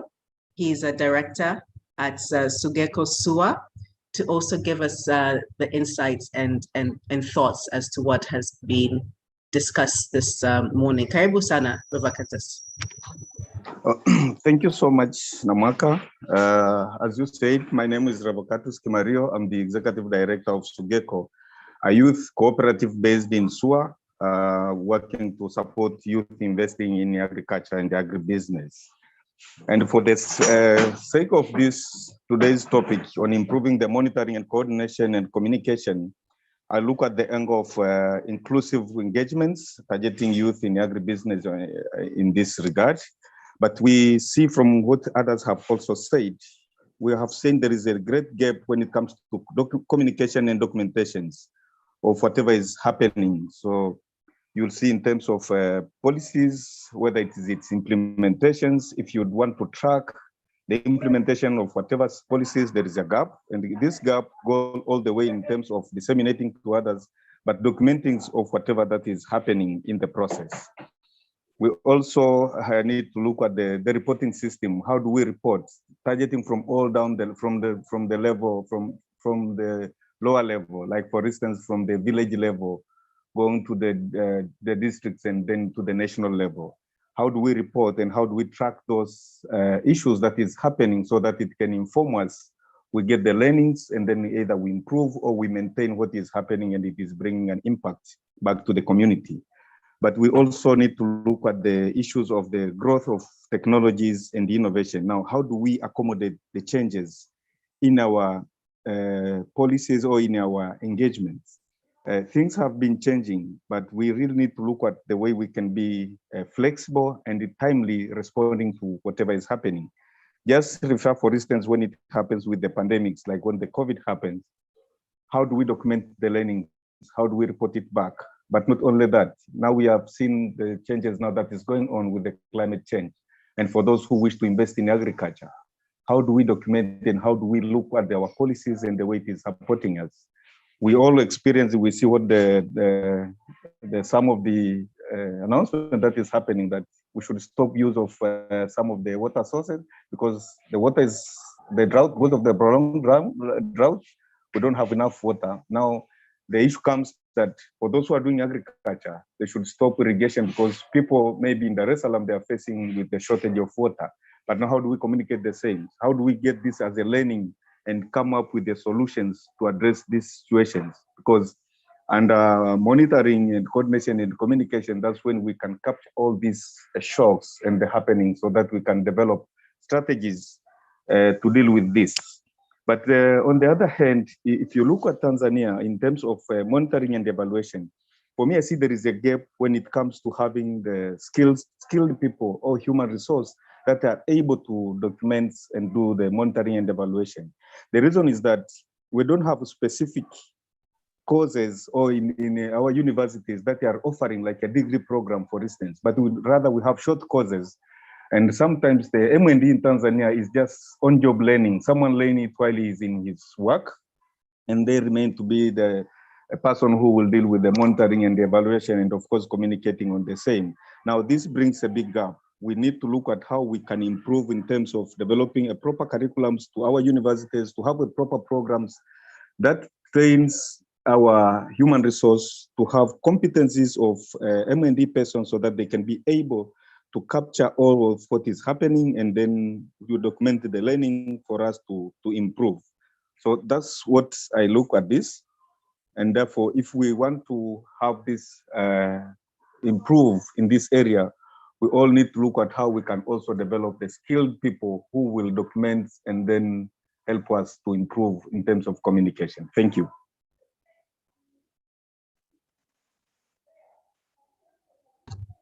For that insight and for bringing in once again a very different angle, which I appreciate. You bring in the issue of actually documentation. We're talking about improving coordination, improving communication, improving M&E, but what is needed? What is the input that is needed to be for us to be able to do that? You actually need the stuff, like the inputs, and that's documentation. You speak to the importance of knowing how to document, and basically knowing also how to package that documentation or that information so that it can actually be properly used. But also you bring in another angle of learning. This is also very key. We often speak about M&E, but M&E for what purpose? We talk about coordination, we talk about communication, but for what purpose? I think here I would like to, I'll borrow from, I think it's a USAID framework, the CLA, they call it the Collaboration, Learning and Adapting framework, which really is what you're talking about here. So we need to know how to document so they can inform our reforms. They can how we monitor, it's informed by our documentation, but then what are we learning? What is the learning element? And then how do we use the learning to essentially adapt? And adaptation in this sense means to use the information that we learn to turn it back, to flip it on its head, to then inform again the programming, to inform again the policy processes. So thank you very much for bringing that in. Before I call on our last panelist, I'd like to quickly give one participant an opportunity to speak. I'd like to call in Junior DeSanjo, who previously worked as a trade policy and business environment specialist at Eastern African Grain Council, to give us, I think he has some burning insights that he would like to share with us. Karibu sana, Junior. Asante sana Namwaka. It has been a really great honor and a very good presentation from Dr. Olomi and Professor Tem. And I think they have said it all. Most of the things that I really wanted to share, they have highlighted them very well. But I'll just like to underline a few key things that maybe we need to take as we engage in various policy dialogues, and as always try to strengthen our M&E and monitoring policies. Basically, I think the first key thing, I participated in the policy analyst group that is headed by Aspires, Professor David Nyange, and a number of our colleagues and other institutions. And one of the key things that we realized that maybe that's the issue between the trust between the government and the private sector has been the problem, is that we have been doing a lot of reforms, trying to engage into a lot of public-private dialogues and to bring in the government. But the issue has always been that how do we showcase the success stories of the reforms which are being spearheaded or which the government facilitates. For example, a good example would be just 2 days ago, we heard of Mama Samia, our president, has lifted up the 2% withholding tax that has been charged to the farmers. Now, we have been as NGOs, CSOs, and all that, and we are as much as possible campaigning to lift a lot of tax reforms or other reforms which are non-tax. How do we show that the reforms that the government spearheads really impacts the sector? And this comes now along to the monitoring and now tools, where through those we could show that apart from just indicating the areas which why, as Professor Tem showed, how, why, what to do, but we need also to show in the last 2 years or in the last 3 years, how as the reforms which have been brought on board, and we as a PAG have been sharing a lot of reforms that have been done on annually basis through the Financial Act. But the issue has always been what has been really the result on the ground. Today, if we lift the 2% of withholding tax to the farmers, in the next 2 years, what relief are we seeing to the farmers? If we remove a VAT on crop insurance to the farmers. And I think this has been the issue with the government. We keep on pushing on reforms, saying that we really want, we're advocating for the betterment of the farming community, agriculture, and a number of sectors. But the issue has always been, how can we show the impact? So it's more on, apart from the monitoring tools, just to show the issues that have been cascaded all the way from the local government all the way to the national government. But after we achieve that, what is the result? And I think this is the thing that I believe if we could address, we could actually remove the schism between the government and the private sector, and there could be a trust, and other things always could go better. So it's better, or it's my take, just that I think my urge or my one word would be that we actually need to show, we as various platforms, as we say, TBNC, and a number of platforms, we have been doing a lot of things, but actually it has just always been us pushing and not really showing what's the impact and the other end of after lifting these critical issues, policy issues on the ground. I think this is one of my messages, Namwaka, that I'd just like to say, and basically to also speak about the predictability of policy environment. I believe the government has been doing a lot, but we have been having an issue of policy reversals, as Professor Tem highlighted it very well in his presentation. We could uplift issues today. In the next 1 year, we see the same issue coming up again. And again, I go to say that we really need to show the impact of what we do in terms of the policy reforms that have been spearheaded by the government. So this is just my main message. A lot has been said by other people. I wouldn't like to repeat, and maybe give the chance for other people to share. Thank you so much. Thank you very much, Junior. And once again, I think you are echoing what Kimario was saying about in terms of how you're packaging the documentation. So when you're talking about how you are showcasing success stories, those success stories need the documentation, you need that evidence to be able to be packaged in a way that actually shows the impact. So Asante, for that, but also you're bringing a good point in terms of the predictability of the policy environment, which once again, stability, predictability are all key. So thank you, Junior, for that. I would like now to go to our final panelist. He's the final one, but I think he will bring in reflections based purely from his background and his experience. I know him and the work that he has done, and where he's sitting right now with the World Bank. He really can speak to PPDs firsthand. So with that, I would like to welcome Gilead Terry to share his thoughts. Karibu sana, Gilead. Thank you very much, Namwaka. Can you hear me right? Yes, we can hear you perfectly. Fantastic. Maybe just a bit of disclaimer before jumping into my points. So I have moved from the World Bank as of, I think, 12 days ago. I am currently based with the Global Development Institute at the University of Manchester. And certainly I will speak to both. I will speak to, sort of my experience on the PPD and TPSF experience, and certainly what I'm working on at the moment. So my points are just threefold. Yeah, I would want to say that there is a need for the restructuring of the PPD platforms and the re-looking at them as much as they are there. But I think we need to look at the at their own structure and trying to redesign them. That's my first point. But my second point, we also need to strengthen the quality of input that comes from the private sector, because as you know, this is a process that has an input, process, and output. As much as we are disputing and discussing on the output of the PPD, we also have to look on the input side.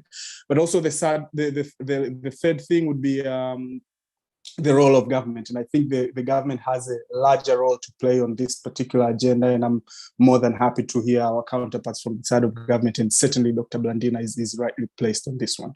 Now, when I talk about restructuring the PPD platforms, I'll just give one simple example. All the PPD platforms are not backed by the law.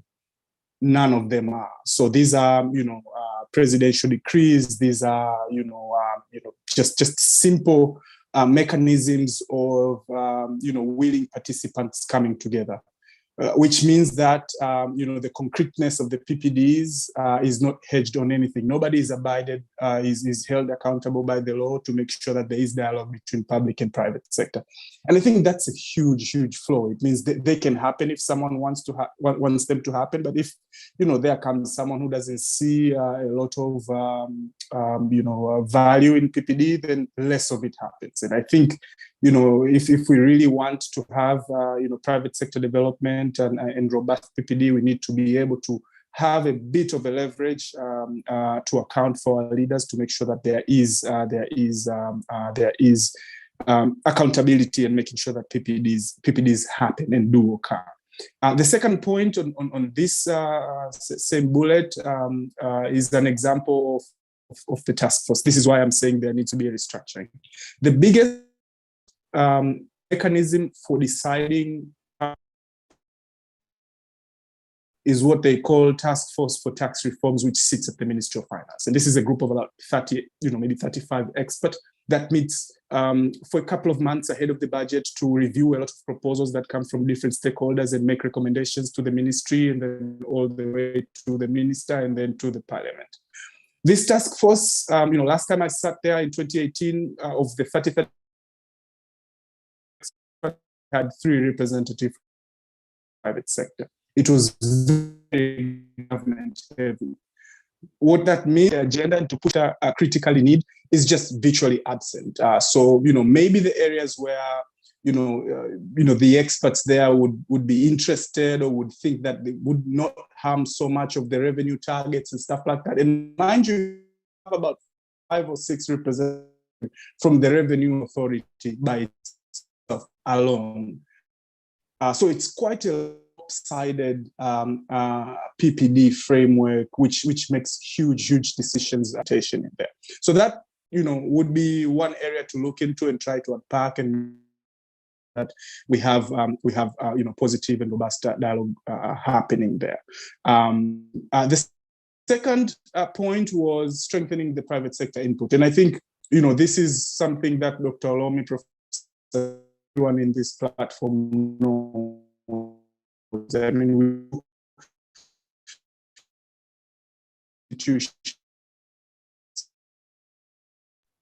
Sorry, Gilead, your connection is getting blurry. We can't hear you very well.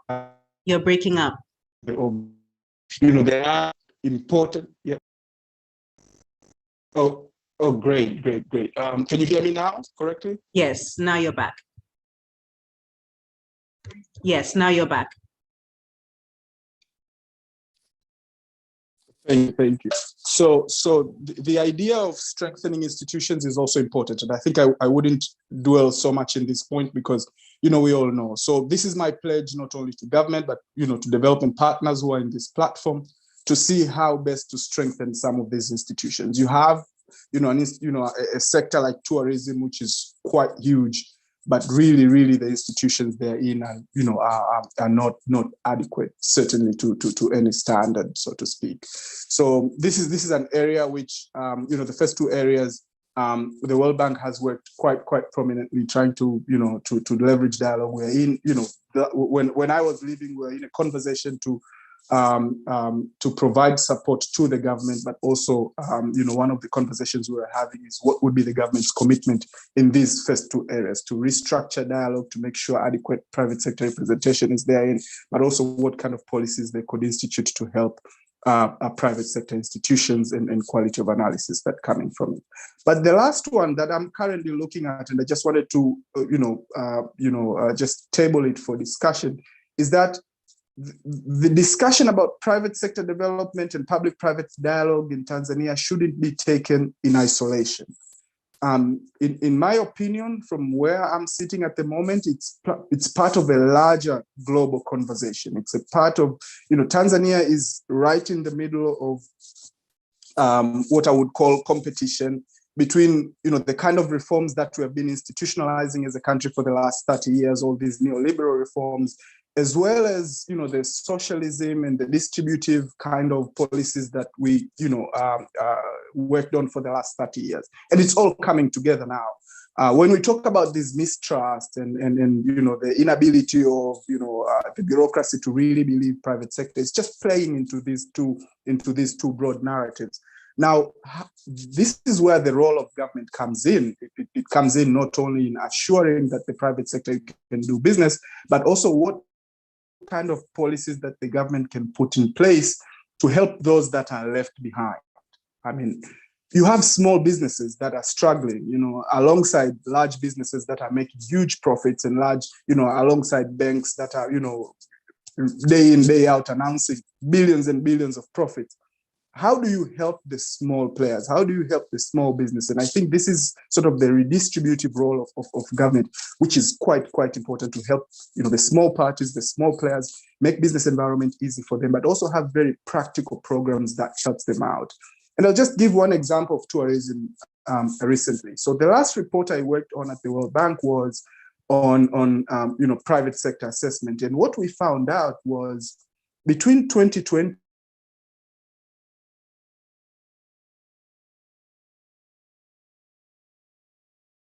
after COVID. And these are hotels, these are tour operators, most of these are Tanzanian-owned firms.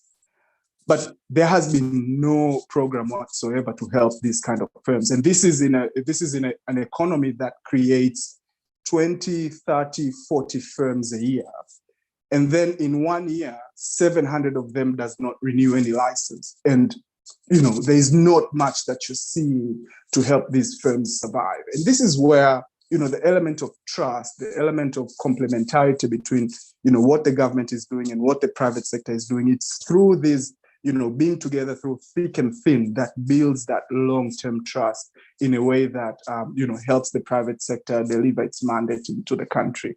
So, my points, just to finish off, it's, restructure the PPDs, make sure that there's, an adequate weight of the private sector and their voices reflected therein, but also strengthen the parts of the private sector that carry their voices and does the analysis to bring it to the table. But at the end, I think it's all down to the government to also not just do enabling policies, but do practical policies that helps businesses grow and helps them survive during tough times, because it is through that where you build a sustainable confidence and positive relations and mutual trust over time. Over to you, Namwaka. Thank you very much, Gilead, for that. And everything that you spoke about really has complemented what we've heard from when we began this morning, all the presenters and all the panelists. You talk about restructuring the platforms. Dr. Blandina, yes, also asked exactly what does that restructuring look like? You've provided some examples to that. Strengthening the quality of the inputs from the private sector, yes, and of course, your time at TPSF, you know this very well. The role of the government, absolutely.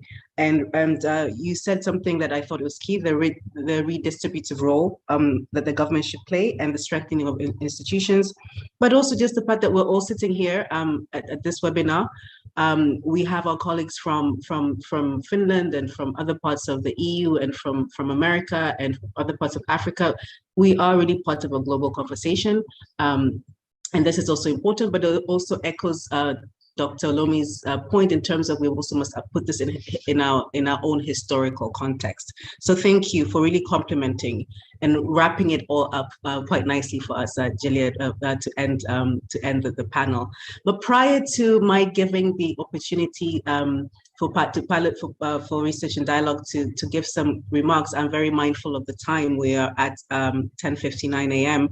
I would like to give, with just honor and heshima, Mr. Kirenga, the CEO of SAGOT, 1 minute to give us his insights as to what we've been talking about, because I understand and I know your experience, Mr. Kirenga. We would like this to hear your final thoughts. Karibu sana, Mr. Kirenga. Thank you, Momaka, and everybody.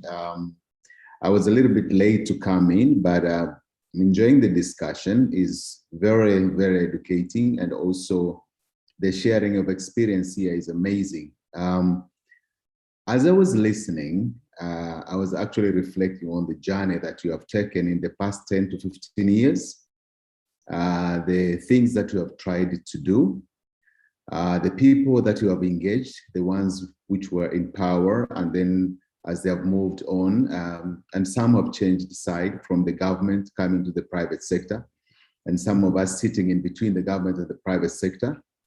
The structure of the dialogue and the teams that we have had championing the process, our PAGs, Policy and Arts Group, and as well as the way we engage the policy teams within the ministry, especially the ones that are in the cutting edge or the tip of the spear in the implementation of this policy, like the tax task force in the Ministry of Finance, but as well as the unpredictability that still exists, and how dialogue structures that have been put in place all the way to the top leadership through the national dialogues.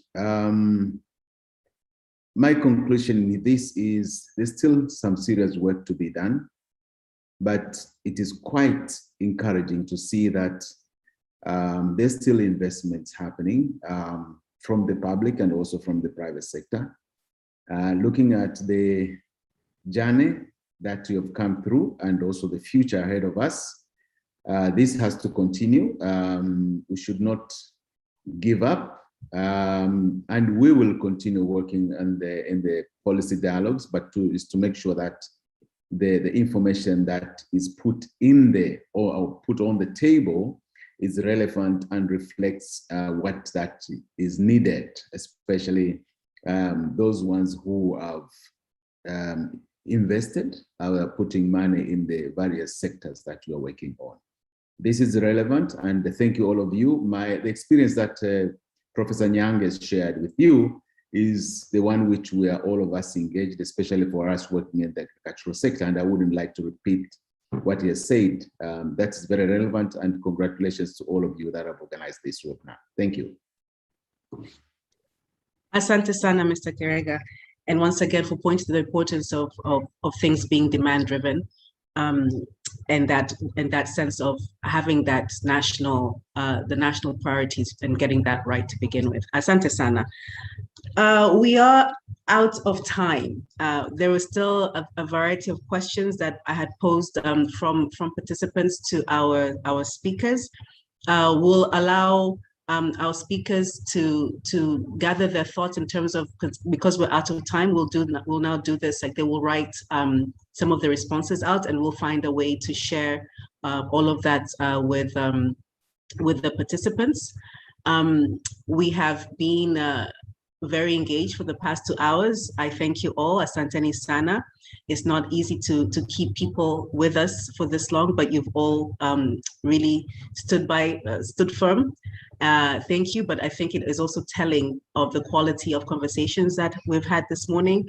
It's telling of the quality of insights and reflections, and also telling of the examples that we have had, very good grounding examples. I believe for those in the public space, and here I'm looking once again to my friend and our friend, Dr. Blandina, you said you were here as a student. I believe that you've taken some key points and recommendations that you can expand on and work on, but also for the rest of the participants who are in the private sector space, understanding that you're not all the same, you're not a homogeneous group, and there's a struggle in finding a set of common, to borrow from Audax's language, a common denominator, common priorities, but also key, that a recurring theme that really has come out is for PPDs to really work and take us to where we want them to be, building that culture of trust and the culture of dialogue is key. And I think all of you throughout the course of the past 2 hours have alluded to this and are pointing to this as a very key ingredient that we must address. With that, I'd now like to ask and call Dr. Barney Laseko to give us some closing remarks. And as Dr. Laseko is doing this, we will be administering another online poll that will be coming up on your screen in the next few minutes. And if you could kindly just, it takes, I think, 1 minute or 2 minutes to fill out. If you could do that. Those who had registered and were on before we started have already filled this poll. But for the rest of you that joined us at 9 o'clock, if you could kindly just take 1 minute to fill this poll as we're wrapping up. But with that, I'd like to now welcome Dr. Laseko. Karibu sana, Doctor. Thank you, Namwaka, and very sorry that I missed the first few minutes. I was still on the air rushing to catch up with this meeting. I really want to first thank everybody in general, and as myself has been part of the business environment for the last 20 years. What is my big take home today is that I've had the privilege of working with annual agricultural policy conference this year and reflecting that to the private sector PPD. I think some of these institutions that we have are too high up, and the discussions which take place there are not as deep as or as free as the ones which takes place at the agricultural annual conference.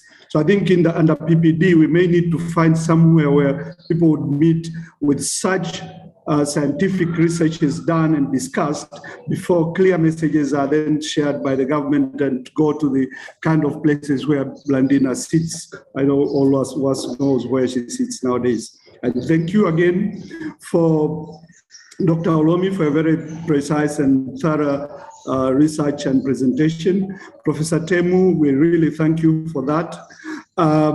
Professor Nyange, you can see the number of well-informed and knowledgeable people who have been with us here today. If I could just quickly mention Audax Rukonge, Judith Valerian, Revocato Skimario, Junior Nesanjo, Gilad Terry, and Geoffrey Kirenga. We have really enjoyed and got the really matter that we should have gotten in this discussion. We always forget the people who have managed to put us on the air. Namwaka as usual, but Bram, who is also in the back office to make sure everybody is connected, is registered, and we have actually managed to come up with this very insightful discussion this morning.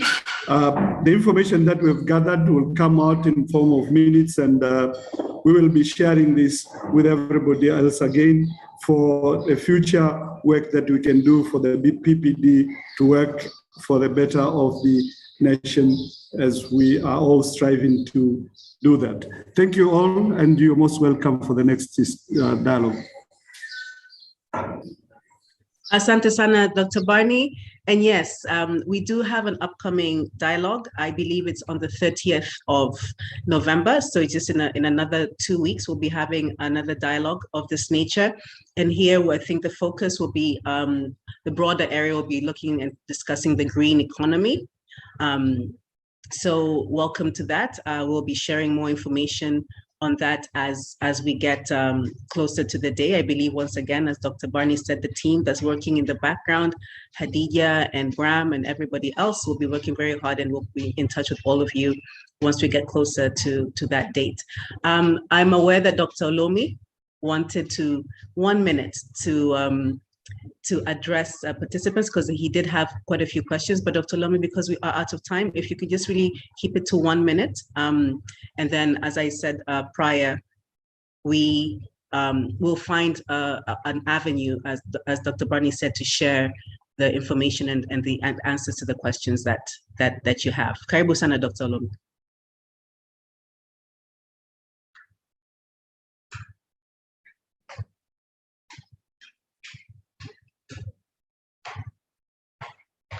Hello, I see Dr. Olomi was sharing his screen, where he's basically responding to some of the questions that came about, in terms of the first one from Dr. Blandina on... He could be muted. Yeah, I think he's muted. Let's see if we can unmute him.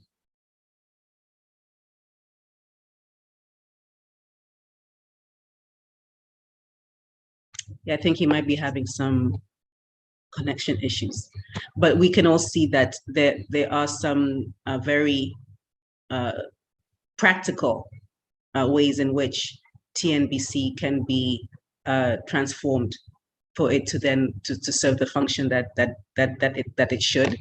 And so this will all be shared with participants. So once again, I think the poll has been shared. We are at the end of our session. We thank you all. Somebody was asking if the recording will be shared. I believe it will be shared, and it's also on YouTube. I think it's this is on YouTube, so you'll be able to revisit this particular webinar, as well as the previous webinars that have been conducted. Hello, Namwaka. Yes, Dr. Olomi. Yes, I just wanted to respond to one question by Namwaka. Specific recommendations on TNBC. Right. And my view is that it should be established legally, and its functions and structure, mechanism for information flows, relationship with the other actors defined in the laws and regulations. The presidential decree is already 20 years old. When it was established, that we will be able to have the accountability. The council can engage with other stakeholders from a position of formal power, which it currently doesn't have. The priorities that we have been talking about, what are we monitoring, can be reflected in the annual plans, the strategic plans, and how we manage data flows from private sector, from government, the mechanisms, the kind of things that Professor Temu presented, they can actually be inbuilt in the TNBC.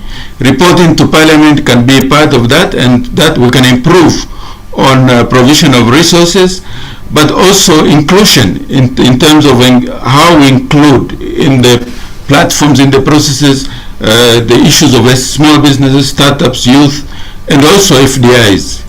We need actually a platform where we can bring international investors together, where you can actually address also issues of self-interest if we are talking to them together.